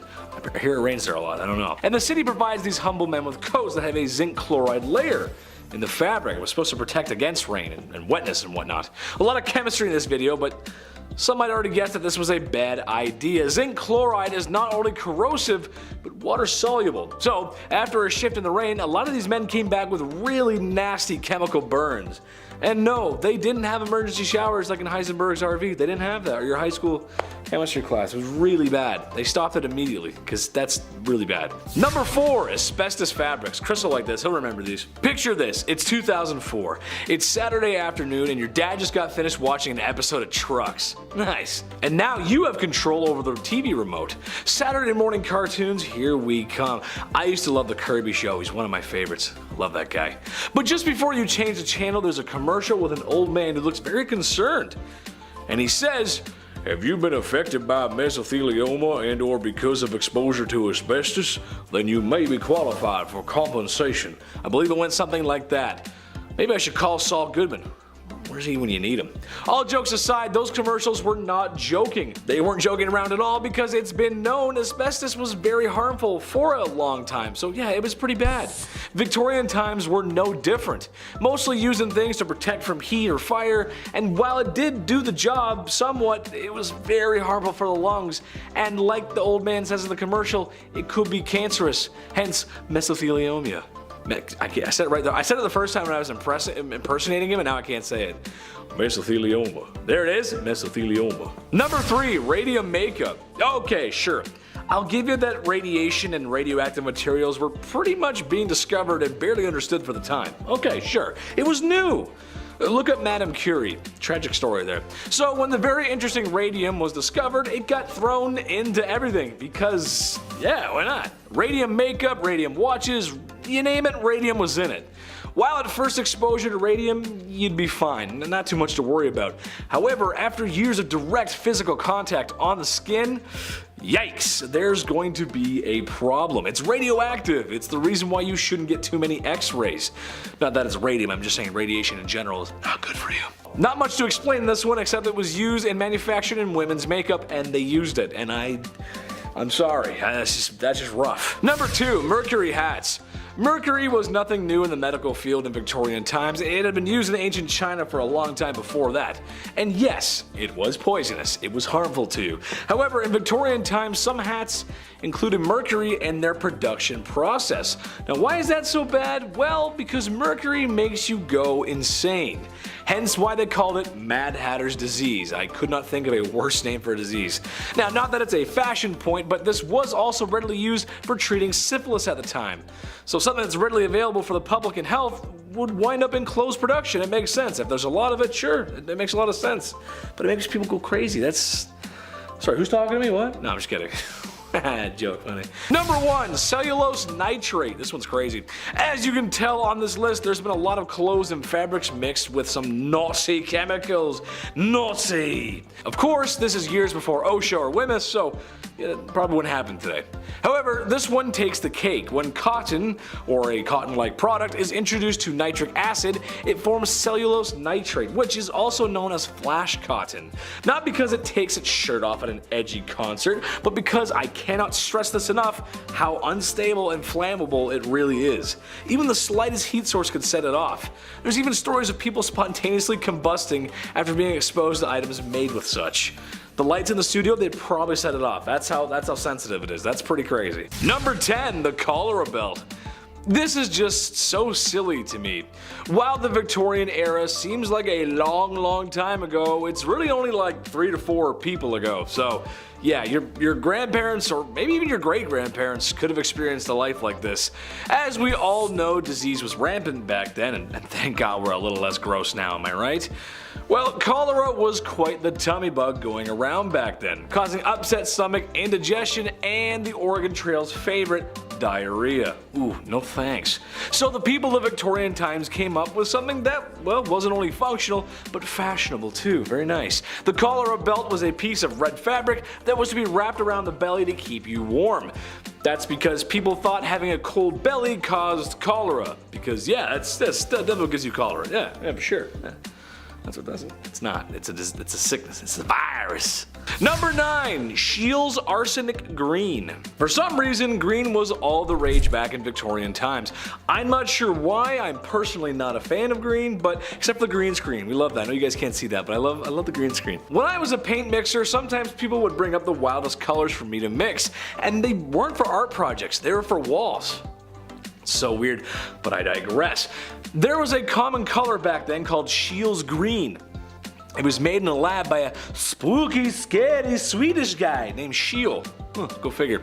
This color was used in everything: dresses, fabric, paint, you name it. The trouble is, it was a compound of copper and arsenic. Therefore, it was toxic and caused a lot of harm. It also had links to cancer. For example, when Napoleon was banished to St. Helena, the walls of the house he was staying in were painted with shades of Scheele. Eee, that's not good. Pretty sure he died of stomach cancer too, so there's a connection there. Number 8. Beetle dresses. Like I said, the green color was really in at the time, and there were other ways of achieving such a gorgeous glow besides using Scheele paint. Similar to how Cleopatra made her eyeliner, some dresses in Victorian times were made with pieces of beetle. Oof. I'm sure there are some folks out there who probably don't mind that, but for the rest of us that don't care for Halloween or My Chemical Romance and Tales from the Crypt Keeper, hard pass. Basically any beetle or colorful bug that had wings, or I guess caprices, was worth keeping was prepared and sewn into fabric. The finished product doesn't look like it came from creepy crawlies. It actually looks kind of good, to be honest. Mind you, this is a time when a lot of things were still done by hand, so there's a little bit of love in each beetle you stitch. That's kind of nice. Mom helped out with that one. That was nice. Number 7. Wearing black for weeks. Losing a family member is tough. Life can get hard. In Victorian times, passing away was a big deal. There was usually a big funeral, flowers, tears, everything, the whole works. The crazy part is, you were expected to wear black, or mourning clothes as they were called, thought to be an outward expression of one's emotions and feelings. However, it's not like that one funeral of the distant uncle you had, where as soon as you got home you ripped off your suit and hopped on Call of Duty to see what your friends are doing. Oh, on the contrary, my ninja diffusing friends, because in Victorian times, your search and destroy matches would require you to wear those black mourning clothes for a long time. Sometimes even weeks and months on end. Queen Victoria wore hers for years after her husband passed, and it was odd to see her in anything but black. That's a weird story. That's crazy. Number 6. Aniline dye. In 1856, William Henry Perkin was trying to create an anti-malaria drug using aniline. After all, the British were spending an awful lot of time in foreign nations doing as the British do and needed a cure to keep doing what they do. Well, he did not find a cure for malaria, but he did discover it makes a very lovely dye that makes deep reds, purples, and black. You need that for the funerals.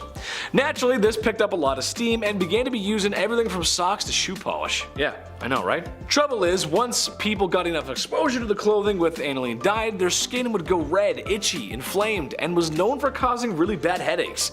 That's because it would absorb to their skin and poison their blood. That sounds pretty actually, I don't want that. Victorians actually liked to collect weird stuff so much they made curiosity cabinets. Victorians were curious people with an interest in nature, the sciences, anatomy, botany, and morbidity. And for the upper class citizens, collecting scientific objects showed they were sophisticated and educated, often displaying their collections in a curiosity cabinet. These German cabinets were a way for the wealthy to show off their hobby. Oftentimes beautiful wooden display cases with elaborate carvings and glass fronts, or a large larger, narrow, open shelving style bookcase. Curiosity cabinets were usually kept in places where guests could see them to stir conversations about the pieces. And collecting was a social activity that allowed you to share your interests and also show off what you knew in a humble manner. Many curiosity cabinets were eclectic, filled to the brim with unrelated mixed oddities. Although most collectors were not formally trained, this never deterred anyone, and even working class people started collecting items like buttons, fetishes, pocket-sized portraits, stones, and animal bones. Death, insect, and human oddity photographs were as popular as Pokemon.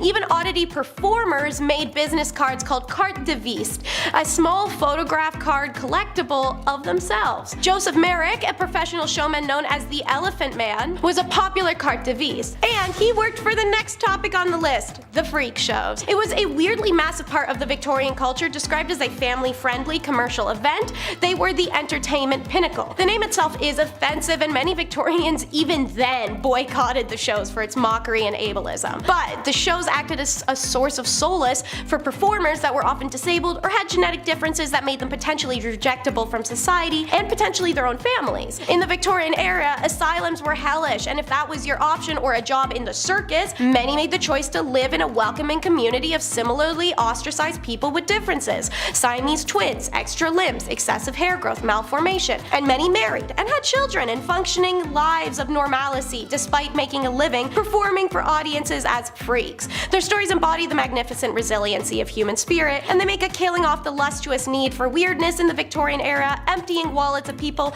who wouldn't accept them outside of a show ring and living more financially secure than they did. The show started in the 1500s but hit their boom in the 1800s, and the best performers were often found in Queen Victoria's own court. Some famous names were Millie and Christine McCoy, John Merrick, Fanny Mills, Prince Rondian, and Ella Harper. Next up is how Victorian oddity obsession literally irreparably destroyed a ton of history: Egyptomania. It began in 1798 with the launch of Napoleon's campaigns in Egypt and Syria, a fitting example of imperialism when they find the Rosetta Stone. Europe goes on a mission to proliferate and appropriate any and all Egyptian antiquity or aesthetic, culture vulture style. The Egyptian obsession consumed Western thought, revealing itself through their literature, art, and culture at the time. This included their mummy unwrapping parties and novels such as Arthur Conan Doyle's Lot 249, and also their decor. Anyone who could afford to travel to Egypt could realistically afford to buy a mummy because they kind of sold them at bazaars like Barbies at Walmart. When it came to mummy unwrapping parties, Victorians let their intrigue cloud their, judgment, human decency, morals, conscience. Man, am I missing anything? It was a form of entertainment that was a complete desecration of Egypt, its people, and their ancestors. Thomas Pettigrew, who was a surgeon, antiquary, and an author, was a well-known unroller. At one notable gathering for the unwrapping of Neshkins, the second wife of Theban high priest Piogem II was placed in a contraption that made her appear to dance. The demand for mummies to take home was so high that Egyptians even started transporting them from less visited ruins to areas that got more traffic. Hundreds are now lost, as are their tomb locations. These gatherings thankfully died out in the later years of the 19th century, not because Victorians realized their inhumanity, but because of boredom. Because the Victorians were greedy, nothing filled their interest for very long, except occult and spiritualism.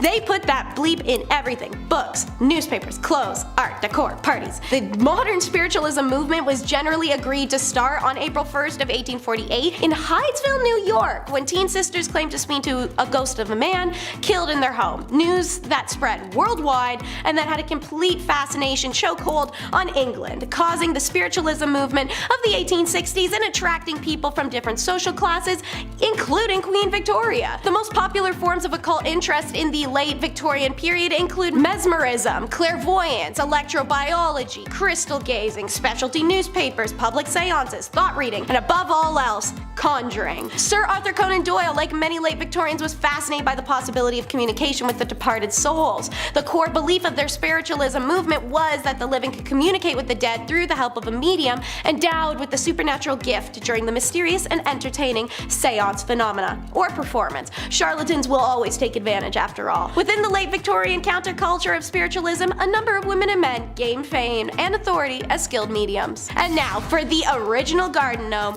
the dirty old man in the backyard. See this? This is a gnome. If you're a basic B word, you might consider just tossing one of these among your flowers and calling it a day. No, you want this. See this? This is the dirty old dude that you would hire to live menacingly in your backyard. Why? I don't know. Why not? I don't have an answer for you. So yeah, in the Victorian era, 18th century, wealthy families hired people to don full hermit garb, complete with robes, long hair, beards, and as Campbell cites from an advertisement in 1797, hermit is never to leave the place or hold a conversation with anyone for 7 years, during which he's neither to wash himself or cleanse himself in any way whatever, but is to let his hair and nails on both hands and feet grow as long as nature will permit them. These hired hermits would then lodge in shacks, caves, and other hermitages constructed on the homeowner's property, a rustic fairy tale manor or a creepy, I don't really know. It was a practice mostly found in England, although it made it up to Scotland and over to Ireland as well, but it originates in Rome. Emperor Hadrian had one of these at his villa in Tivoli as a thinking lodge, as did Pope Pius III. From there, it gradually verged away from religious devotees seeking isolation for themselves for spiritual reflection to a stinky dude lodging for an 18th century profession. It might seem like a whimsical garden feature, but it was all about that most celebrated Georgian England emotion, melancholy. Introspection and somberness of spirit were prized amongst the elite, and rules that they asked the hermits to play embodied this because they weren't able to do it themselves. The ornamental hermit vanished at the end of the 18th century to be replaced by these ugly little monstrosities. So go stomp on a gnome today, everyone. Number 10. Bottomless undies. I think I speak for everyone when I say that putting on a clean, fresh pair of underwear is a nice feeling. Gone is the brown underwear that was once white of yesterday, replaced with fresh, loving linen of today. Now, if you're also like me, then you probably have some underwear with holes in it. I'll throw them out eventually. I'll get around to it. Just wear them a few more times first and then I'll get rid of them. But did you know that some ladies' underwear in the Victorian era had no bottoms? Yeah. Part of the many layers of clothing that women were wearing back then, their underwear had no bottoms, which to me is the whole point of wearing bloomers in the first place. You gotta keep your business warm and packed away. I just don't understand what the point of having it all hang out is. That's just stupid. I don't know. Number 9. No razors. There's a joke about the 70s, George W. Bush, and garden hedges here, but I'm gonna let you fill in the blanks. Basically, this is a time in history where you cannot hop in the whip and drive on over to your local hair razor dealership because there ain't no whips and there ain't no CVS. Or Shoppers Drug Mart if you're Canadian. Today you can buy disposable razors pretty much anywhere, and there's multiple models for doing so. When things get hairy, you got options. Women in the Victorian era were not so lucky. They had to go for the natural look. Now, not there's anything wrong with that, it's just I feel like a girl's gotta have her options. She gotta be able to, do her own thing. Why not? Number 8. The dirty Thames. When you think of Victorian England and the people, there's only really two classes, the wealthy and the ones who are broke and sound like they're from Peaky Blinders, love. Yeah, that's right. However, even for women of high esteem with their bottomless undies and lady maidens growing a flush, the streets of Victorian London weren't very bourgeois, to say the least. Muddy dirt roads, thieves, beggars, and a really bad smell. It just didn't smell very nice. Oh, and also a really scary guy, but we'll get to that in part 1. But perhaps the most disgusting was the Thames River, which after years of treating it the same way Brendan Fraser was treated after the Mummy franchise was over, it wasn't a good look. It was full of filth, sewage, garbage, and animal cadavers, so much so that it was said you could walk across the river on top of them. That is no place for a lady to be. Ooh. Number 7. Calf ear appetizers. This one goes out to all the folks who like their steak well done, as this may be too much to stomach. Given the way food was prepped and handled back then, I would agree with most folks that cooking the devil out of your meat was probably just the safer bet. Sucks for me because I like my steak rare as you can make it. Blue, almost, honestly. I love it like that. I am also willing to bet that most of you folks who like your steak well done aren't a big fan of fat and gristle. I also love fat and grizzle. I just like meat, what can I say? What I'm getting to is calf ear appetizers. Yes, cooked calf ears, which I'm pretty sure are just like pure cartilage. Higher class women could often find themselves at parties where they would serve up this chewy delight. You'd probably just be chewing on that for a while. I feel like most people wouldn't like that. Is Chris a cartilage guy? I don't know, we'll see. Number 6. Hand cleavage. This goes for every inch of the skin, really, but women had to cover up back then.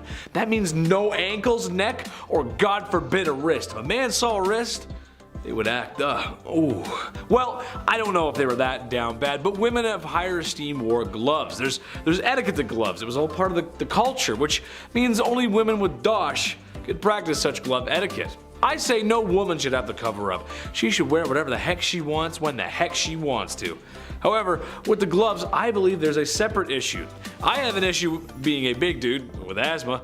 I sweat a lot more than the average folk. It just sucks, but if I was a fair lady with those gloves on, well, I might want to leave them on. Wouldn't want to ruin anyone's appetites for caviar appetizers because the smell and the sweat, it just, it'd be gross, Which are coming in at number 5 on our worst jobs countdown. Leeches are nowadays seen as little more than slimy and creepy creatures, but believe it or not, they used to be a valuable commodity in the fields of beauty and medicines. This job was often fulfilled by poor women living in the country and farmland regions. Wearing shorts or hefting up their long skirt, these women would wade into dirty ponds and waterbeds alike with exposed legs so as to tempt the leeches. When enough leeches were attached to them, the women would climb back out of the pool and scrape the bloodsuckers into metal pots and bowls. Seeing as leeches can survive up to a year without food or in their natural environment, this wasn't always a profitable trade unless you could find someone in dire or consistent need of leeches. Doctors did use leeches to aid in the curing process of all sorts of conditions, ranging from a stomach ache to joint pain to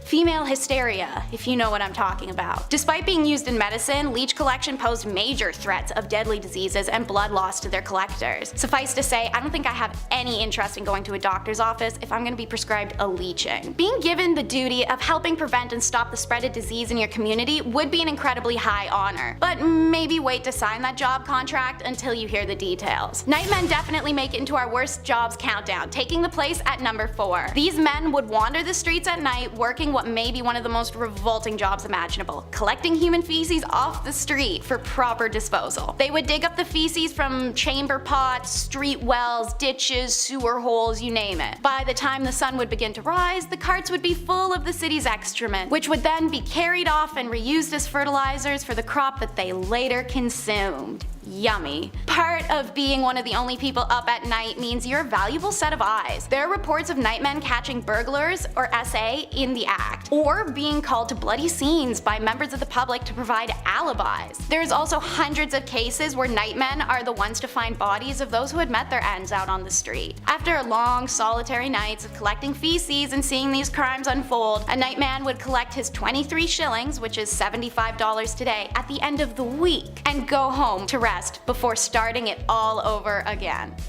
Since we're already discussing dung, let's get this next one out of the way because it somehow may genuinely be a little bit worse than the last. At number 3, this is the pure finders. Please do not be deceived by the name because this job is anything but pure. In the Victorian era, tanners, who are leather workers, would use dog dung in their practice. Referred to as pure for how it purified the leather and ensured its soft flexibility, dog dung became a hot commodity due to the Victorian demand for leather. Leather was being used for just about anything as it was the hottest trend of this era. It was also being used for things like tack for horses and the necessary creation of shoes and books. To meet demands, tanners needed more dog dung, and so pure finding became a career. These finders would go deep into the cities and their sewers, trying to find where stray dog packs amassed so they could score the biggest load. Whenever dung was found, it'd be retrieved and placed into a covered bucket that would later be sold to a tanner. To make it a little worse for you guys, only some collectors wore a glove to protect their dung handling hand. But others considered it harder to keep a glove clean than a hand, and they opted out of the protection altogether. Yeah, think about that one. I feel like if this next job didn't exist, then maybe we wouldn't have needed the cat meat sellers from our first point in the countdown. Considered one of the most disease-riddled jobs of the Victorian era, it's rat catchers coming in second on our list today. The government was smart. It knew its people were suffering and that many were starving and struggling to make ends meet. So they issued a statement willing to pay people to deal with the rat infestations. Every rat would earn people a little extra cash. If someone could catch more than 5,000 rats in a year, they'd earn special privileges. While 5,000 sounds like it would be a lot, it's essentially 13 per day, and it only takes 21 to 23 days for a rat to give birth to its litter. I think you can do the math. It's said that the government's encouragement of rat catching in this time was the stepping stones towards more plague and diseases to come, as desperate poverty-driven people made poor attempts to catch these rats and caught the illnesses from them. Others cheated the rules. Some people actually intentionally bred rat colonies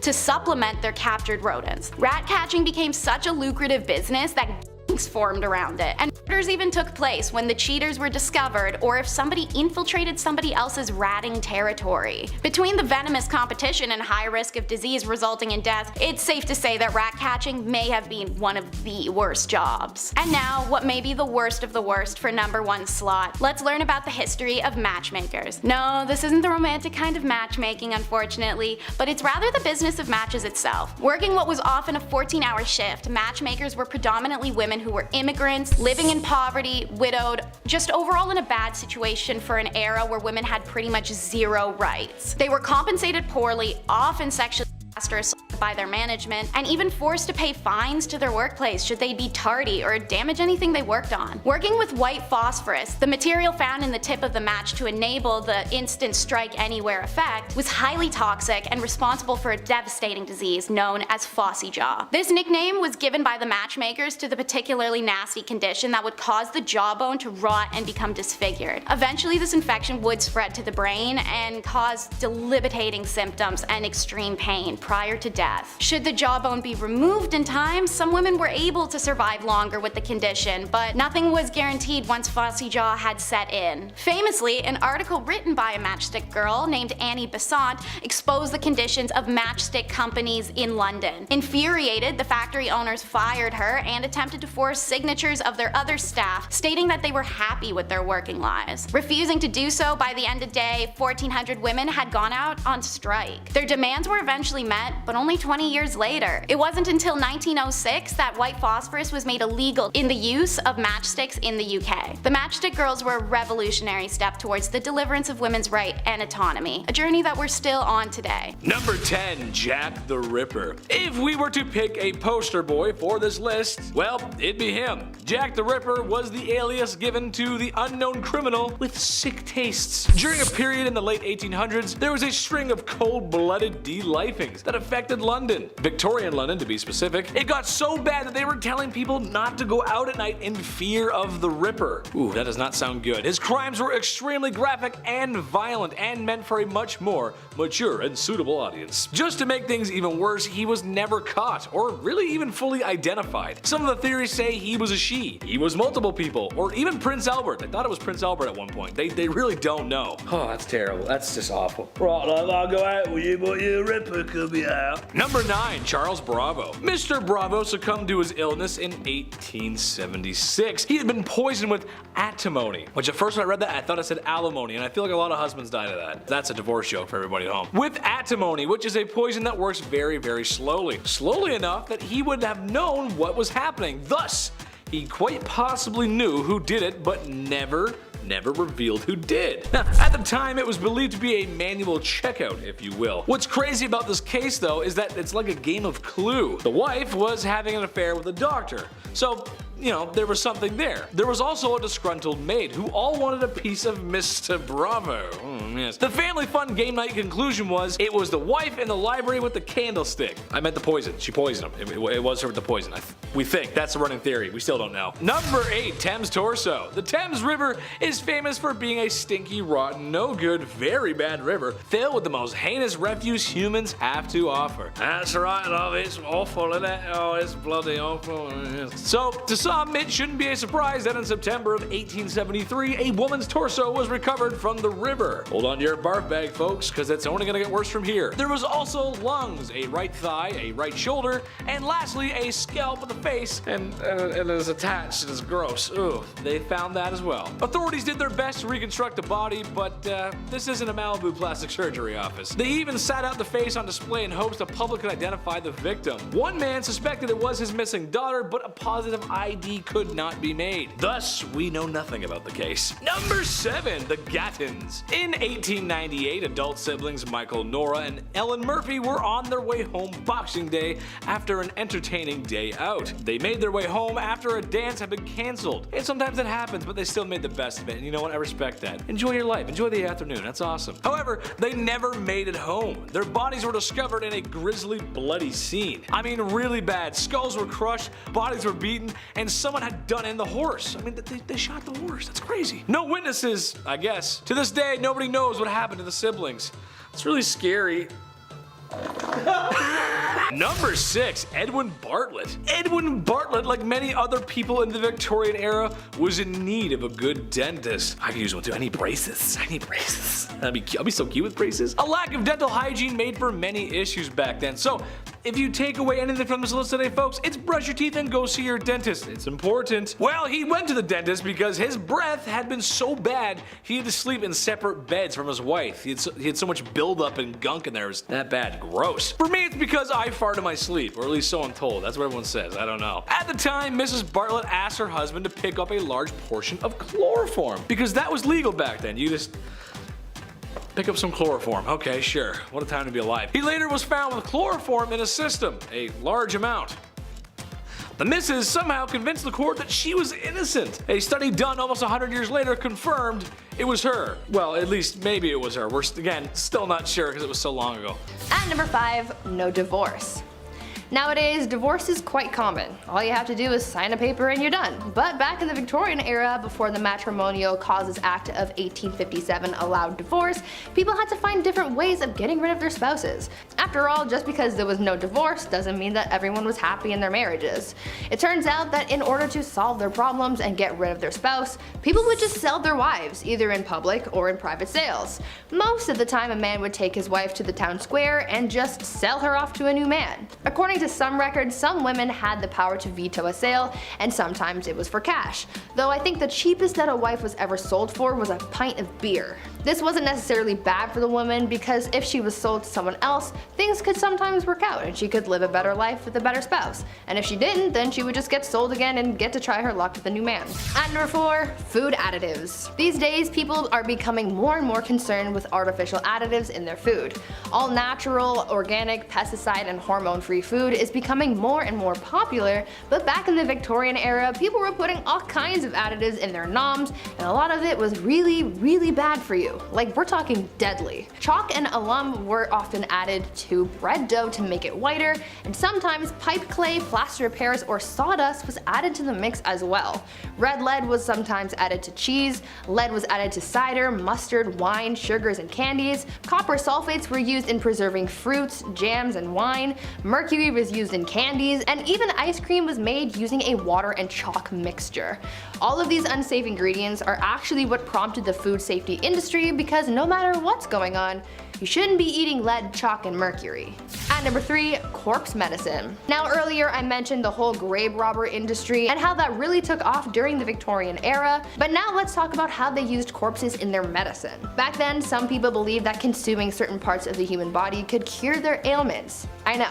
Gross, right? One of the more popular medicines back then was a mixture made with human skull and chocolate, and it was believed to cure apoplexy. Back in the Victorian era, medical texts were published describing what parts of the human body could be used to treat specific ailments. One text described mixing the skull of a young woman with treacle to treat epilepsy. Another text says that you could treat paralysis with a candle made of human fat.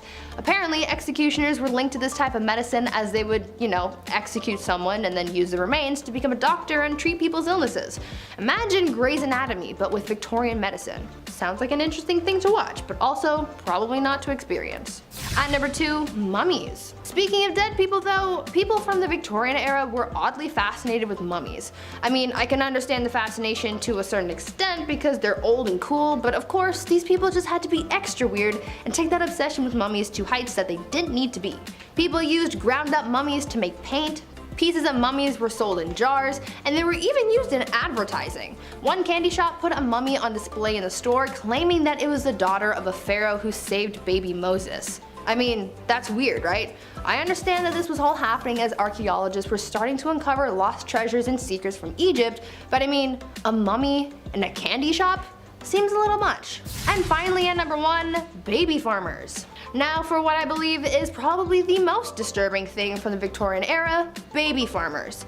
Basically, this was an industry of women who would take unwanted babies and either take care of them, give them to new parents, or unfortunately have them disposed of. One famous case of the darker side of baby farmers comes from a woman named Amelia Dyer.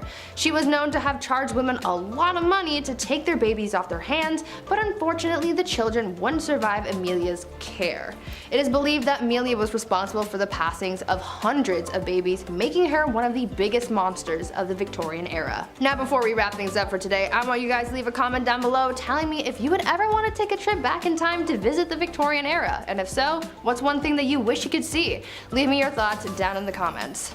Kicking off the list at number 10, a lot of hair. To kick off this wild part 2, I had to include the tale of the woman who ate her own hair. Why did she do it? What happened? How much hair? Well, let's find out. All the questions about to be answered. The Liverpool Daily Post back in 1869 got the attention of those passerbyers with this one. A 30-year-old passed away in the village of Lincolnshire. That's not too far off from the average life expectancy of the 1800s, but this case was a little odd. Something was off about it. So doctors asked the family if they could carry out a post-mortem, and lo and behold, a 2-pound solid chunk of hair was sitting in her stomach. It caused ulcerations of the stomach and ultimately caused her death. What a horrible way to go out. The woman's sister did note that over the last dozen years or so, she had been casually eating her own hair, just one piece every now and then. Ultimately, it added up. If you know anybody that's eating their own hair, pass this on. Send them this video. This sounds rather uncomfortable. Number 9, cat attack. If I have to pick, I would say I'm 100% a dog guy. Cats are cool, don't get me wrong, but this next story freaks me out a bit. Also, I had a cat once and I pulled its tail and it hissed at me and scratched me and scared the life out of me. So, dogs for sure. Back in 1870, a rich woman had put her time, energy, and resources into cat breeding. What a fun little hobby and lifestyle. She had tons of cats, she loved them all equally, and they loved her. I'm allergic also, so this story is my nightmare on a level. But it does sound like a cute time, I'll admit, that's a nice way. Especially like in the Victorian era, what a lovely little pocket of fun. 1800s, a lot of candles, everything being extremely flammable, disaster hit often in Victorian times. And in 1870, a fire broke out of this young woman's home, and the cats were sadly trapped in the house. They made it out alive, but by the time they made it out, the 2 maids that had kicked the door open to rescue them, they had gone full primal. The cats just attacked them and it was all bad. The fire in the house had obviously scared them, so when the doors were open, these 2 maids were both attacked by them at full force, essentially. All of these cats. Like, what a horrible thank you for saving all of their lives, you know what I mean? Number 8, quick divorce. Let's just say the love thing isn't working out, okay? It happens, people change, but now what? Say it's the Victorian era, but divorce in England isn't allowed until 1857, and it's 1856. So now what are we gonna do? Well, considering what list we're on and which part it is, it's pretty wildly unfair. If you were the wife, you were getting sold in this scenario. How horrible is that? Wife sellers, they were a thing. That was a legitimate business. How horrible. Yeah, you were getting sold if you were the wife. How horrible is that? Wife sellers was a legitimate business. There were auctions. Public auctions would be done. You would watch people bid on marrying your wife. At like noon, middle of the day, people are walking by like, oh, do I have any change? Hang on. This is insane. One real sale that happened in 1862 was in Selby. The asking price was a beer. The asking price for this person's wife was 1 pint. Sold, just like that. That's crazy. Sold, drank, now I'm married. That's insane. Other times, most of the time, it was a rather expensive exchange. I feel like there are plenty of cases where this would honestly be the ideal scenario. Just get it done in one day, whatever. Peace. See you again. Bye. You're the worst. Number 7, the Great Famine. We're gonna lean out of wife selling for a hot minute and include the boys for this one. Yeah, come on back in, you're all guilty. The Great Famine took out everybody, not just Victorian women, of course. Back in 1845, potato crop that a lot of the Irish population was relying on was no longer available all of a sudden. A group of microorganisms just wiped them out, just like that, and in result, around 1 million folks died or had to leave. It was draconian law and British ruling that made the exported food hard to reach people that really needed it. So this famine led to Irish independence and anti-union movements. Little fun bit of history I had to include on this one. Number 6, the Brooklyn Theater Stampede. And we're back to absolute horribleness. Here we go. I love the theater. When the pandemic shut down plays, I actually felt pretty sad. I like sitting in full rooms watching a guy in a fake wig monologue about Mozart. Like, that's my ideal Saturday night. That's the best. I don't want that to not be a thing anymore. I love theater. But today we have an obnoxious amount of distractions that can take you out of the experience. Guy's texting, fighting his ex-girlfriend 2 rows ahead of me. I'm trying to watch Joseph in the Amazing Technicolor Dreamcoat. I'm like, man, it's not the same anymore. Theater's not the same anymore. Turn off your phone. Throw a tomato at him. It can be distracting. Exit signs can also be pretty distracting, but we need them. We definitely need them. Because in 1876, the Brooklyn Theater caught fire after a single lantern fell over on stage during a performance. This was 1876. Everybody was wearing flammable attire. There aren't emergency exits yet. A fire marshal hadn't come in and counted heads at this point, so it was a disaster. 278 people lost their lives. A monument was put up after the incident. It shook the town. It was absolutely horrible. I read about this and I was like, that's horrible. We got included in. This is a horrible list. Number 5, zinc chlorine coats. This one's bad, man, but it was stopped before it became a trend, thank God. Picture this, it's Victorian London and you're but a humble city servant. Your job is to clean the streets. One night it begins to rain, as it is known to do in England. I hear it rains there a lot, I don't know. And the city provides these humble men with coats that have a zinc chloride layer in the fabric. It was supposed to protect against rain and wetness and whatnot. A lot of chemistry in this video, but some might already guess that this was a bad idea. Zinc chloride is not only corrosive, but water soluble. So, after a shift in the rain, a lot of these men came back with really nasty chemical burns. And no, they didn't have emergency showers like in Heisenberg's RV. They didn't have that, or your high school chemistry class. It was really bad. They stopped it immediately, because that's really bad. Number 4, asbestos fabrics. Chris will like this, he'll remember these. Picture this, it's 2004. It's Saturday afternoon and your dad just got finished watching an episode of Trucks. Nice. And now you have control over the TV remote. Saturday morning cartoons, here we come. I used to love the Kirby Show, he's one of my favorites. Love that guy. But just before you change the channel, there's a commercial with an old man who looks very concerned. And he says, "Have you been affected by mesothelioma and or because of exposure to asbestos?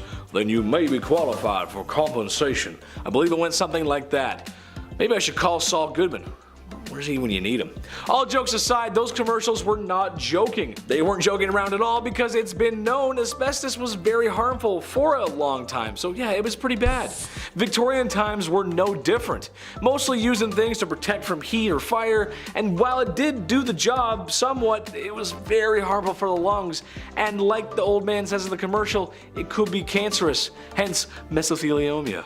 I said it right there. I said it the first time when I was impersonating him, and now I can't say it. Mesothelioma. There it is, mesothelioma. Number 3, radium makeup. Okay, sure. I'll give you that radiation and radioactive materials were pretty much being discovered and barely understood for the time. Okay, sure. It was new. Look up Madame Curie. Tragic story there. So when the very interesting radium was discovered, it got thrown into everything because, yeah, why not? Radium makeup, radium watches, you name it, radium was in it. While at first exposure to radium, you'd be fine, not too much to worry about. However, after years of direct physical contact on the skin, yikes, there's going to be a problem. It's radioactive. It's the reason why you shouldn't get too many x-rays.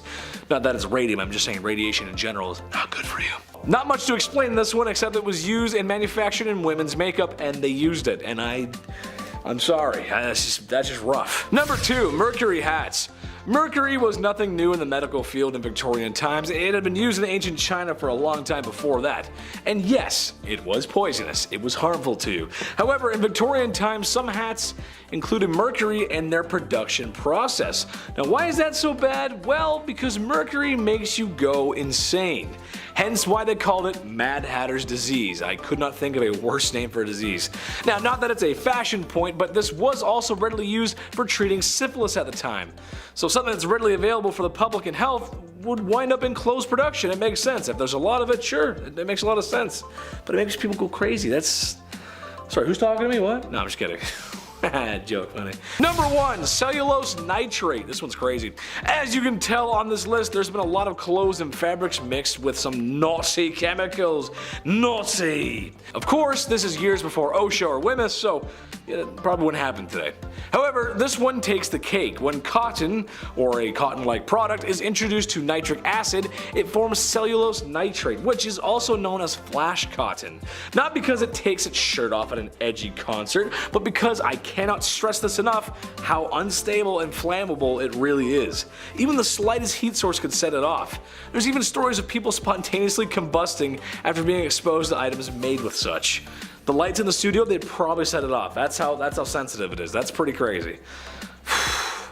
more sensitive than your first day to prom, you know what I'm saying? Number 10 on the countdown is the cat's meat man or woman. We all know that the Egyptians worship cats, as many cultures do. But did you know that the cat overpopulation in the 1800s London area created a job called cat meat sellers? Always one of the most popular street sellers of the 1800s. If you think they sold cat meat, you're entirely wrong. Don't worry. These vendors were actually selling meat to cats themselves. Primarily horse, it was said that 26,000 horses that were maimed or past their workability were slaughtered a year for London's reportedly 300,000 street cats that were existing in the 1860s. When the cat's meat seller appeared, feline owners were encouraged by their cat's mewing to bestow upon their favorite pet a delectable treat for a mere half penny. You may be wondering how this could be one of the worst jobs to have. Well, pushing around a hot stinking cart of horse meat has its cons, such as disease and rot. Depending on where you sold, you could be making a fortune or you could be barely scraping by. The hungry and homeless would often follow, harass, and sometimes burglarize cat meat sellers for meat or money. Also, their stalking behavior did scare off clientele or drew more complaints from the commoners. Personally, I couldn't think of something cuter than a little trolley going around town delivering food to kittens. Prepare to go downhill, however, because this next job is a lot less lighthearted than cat meat delivery. At number 9 in our countdown is the resurrectionists. Money was tight for many, as I had mentioned, but how low are you willing to go as a person to get what you need? Well, if you're willing to dig up somebody's grandma, it could put hundreds in your coin purse. In the early 19th century, the only cadavers available to medical schools and anatomists were that of executed criminals. It was also mandatory for medical students to do an autopsy to graduate, and they had to source their own body. This demand for bodies was often unmet, resulting in medical schools and their students offering extreme amounts of money for the delivery of a fresh body. Thus, resurrectionists are born. Sneaking into cemeteries at night, they would prowl around for a fresh grave site and then dig up the recently deceased. However, bodies could only be sold if they were within a certain time period of freshness, and as grave robbing became more common, many family members of the recently deceased would take turns standing guard for nights in a row to ensure that the body lay undisturbed until it was considered unsalvageable for cash. In 1832, the Anatomy Act was imposed due to the actions of William Burke and William Hare, who are believed to have murdered 16 people between 1827 and 1828, just 1 year, all to sell to the University of Edinburgh. This act did give doctors and anatomists greater access to cadavers and allowed people to leave their bodies to medical science, overall helping end the resurrectionists era. While sourcing the dead may make for a fat paycheck, I think this is a profession nobody should attempt to resurrect. Speaking of the dead, have you ever considered eating off their lap?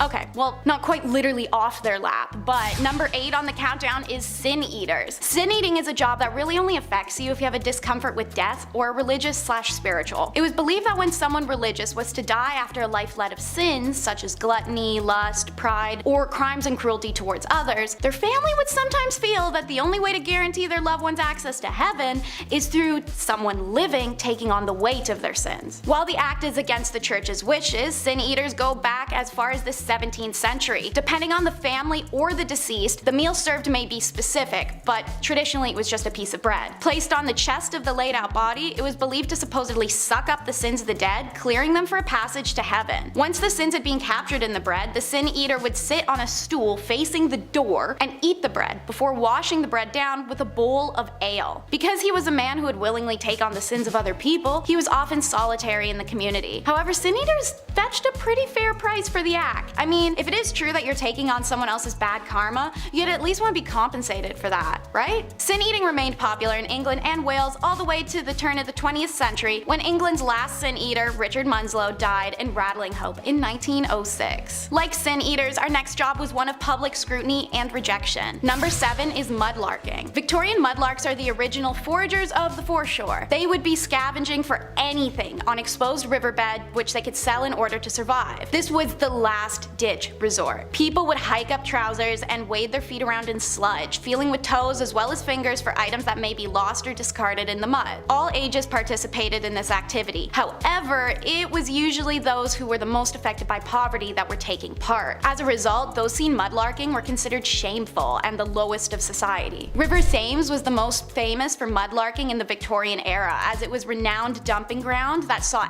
endless amounts of product travel through it. It was also a highly impoverished area, which made the desperation to make money all the more grand, filling their water banks with the poor. Mudlarking actually isn't out of practice nowadays, but it has changed significantly. Nowadays it can be a fun group or solo activity that on occasion does require a permit, you can join mudlarking groups or do tours while traveling. It seems that sifting through garbage was an unfortunate trend in the Victorian era, as toshers make number 6 in our countdown. Toshers, a fun word to say, the job, not so much. Unlike mudlarking, which was in the riverbeds, these workers went underground for their winnings. The Victorian era saw the development of sewer systems, and the poor saw opportunity in them. Toshers descended into the sewers to sift through raw sewage and find any valuable that may have fallen down the drains. It was extremely dangerous work, as noxious gas fumes formed deadly airless pockets, and since sewers were newer, the tunnels frequently crumbled from inefficient building. There were swarms of rats that had little fear of humans, and at any moment the sluices might just open for a fresh wave of filthy water and feces to come crashing through. After 1840, it did become illegal to enter the sewers without permission. Rather than abandon the trade, toshers began working late at night or early in the morning to avoid detection. It may have been a stinky job, but it was also one of the most profitable on our list today. I guess you'd go nose blind after a little bit.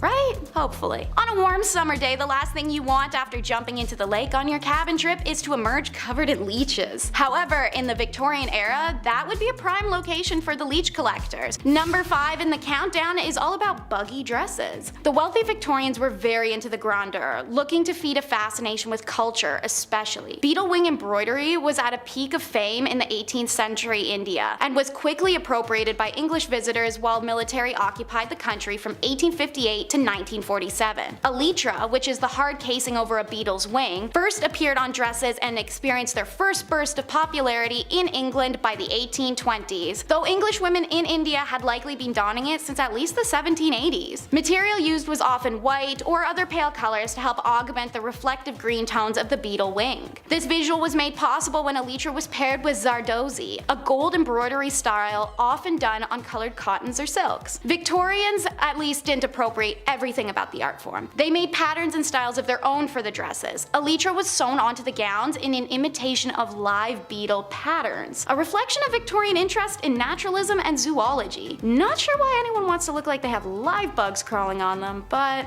okay. Number 4 is the casual ball gown. One of the most notable shifts in Victorian time was that fashion began to be differentiated by gender rather than class. This reflected the changing roles of women in society. And let me say, every part of Victorian women's fashion seems tortuous. You start your day layering on long, crotchless underwear and tunics before strapping a metal cage to your waist. You then wear an average of 6 skirts over that, alongside bodices and corsets that would forever change the placement of your organs and potentially even suffocate you to death. The reported average weight of a Victorian dress when fully on could be anywhere between 14 and 22 pounds. But the risk doesn't end there. In fact, it was everywhere. It was estimated that between the 1850s and 1860s, 3,000 women in England died from their crinolines catching fire, as airy fabrics and hoop-supported skirts also allowed for plenty of air to circulate beneath a dress, which could also make a small flame grow out of control in seconds. In 1864, the New York Times reported that 40,000 women worldwide perished from dress-related fires. Another common occurrence was to see them pulled into machinery after walking too close and having some of the skirts catch in exposed parts. Yikes. It's no wonder that the large ball gown crinolines phased out in the late 1800s, but then bustles came in and they were worse in different ways. While more practical as it was slim on the sides and the front, it required women to sacrifice movement and comfort in order to achieve a fashionable shape like the corset did. They began to alter women's spines, ribs, and organs over time, as they required women to twist their bodies completely in order to be able to sit down. Overall, while movies and TV may make these beautiful gowns seem whimsical and ethereal, they truly were just death traps. Number 3 in the countdown is bird-brained. I enjoy my puns, but there's a reason for that one. This trend was started by the notorious Marie Antoinette, a rebel in the French courts for her outlandish fashion and accessories. Amongst her pile of powdered curls, Marie was often seen with feathered caps and bonnets. While this look became an envy for women across America and Europe, the trend did struggle to take off initially, as much of the aristocracy was perturbed by it. However, a trend is a trend, and eventually the English society was persuaded. They donned mainly ostrich, pheasant, or peacock feathers at first. Eventually entire songbirds were stuffed after their death and adorned these hats. By the late 1800s, the plume trade had decimated several species of birds, including flamingos, birds of paradise, and rosy spoonbirds. Topping the endangered list were the snowy and great egrets, as at one point their pure white feathers were worth more than gold. Promoters of the feather trade knew what they were doing and also knew that the public didn't understand the carnage that their fashion was sieging on these animals. They held that wearing feathers and whole birds brought city dwellers closer to nature, that it improved people's awareness and knowledge of bird species. Thankfully, it's due to the inevitable public awareness and then disapproval that bird hat sales diminished and went out of trend altogether. Number 2 slot in the countdown is Paris green. It seemed Parisian aristocracy had a chokehold on the globe with their trends. It's believed Empress Eugenie was to have worn a dress so stunning at the Paris Opera one evening in 1864 that it was featured in newspapers globally the next day. It was a deep yet vibrant green, one rumored to almost glow in darkness. The green of Paris quickly became the hue of the social elite. So, how was Paris green made, and why was it so dangerous? The color was discovered when chemists combined copper and arsenic poison. The result was a dye brighter than all the other greens available on the market. Copper wasn't what gave this color its iconic nickname, however. Arsenic is a highly hazardous substance that causes skin sores, vomiting, diarrhea, and in some circumstances cancers or death, as we know now. But they didn't. When factory workers' arms and hands began to wilt away from sores and decay that could only be connected to the dye, French and German governments enacted legislation prohibiting the production of arsenic-based pigments. It's the right thing to do. Meanwhile, the British government mainly ignored them, even when Matilda Schrewer famously died of arsenic poisoning with the whites of her eyes stained green from her working in factories. This was deemed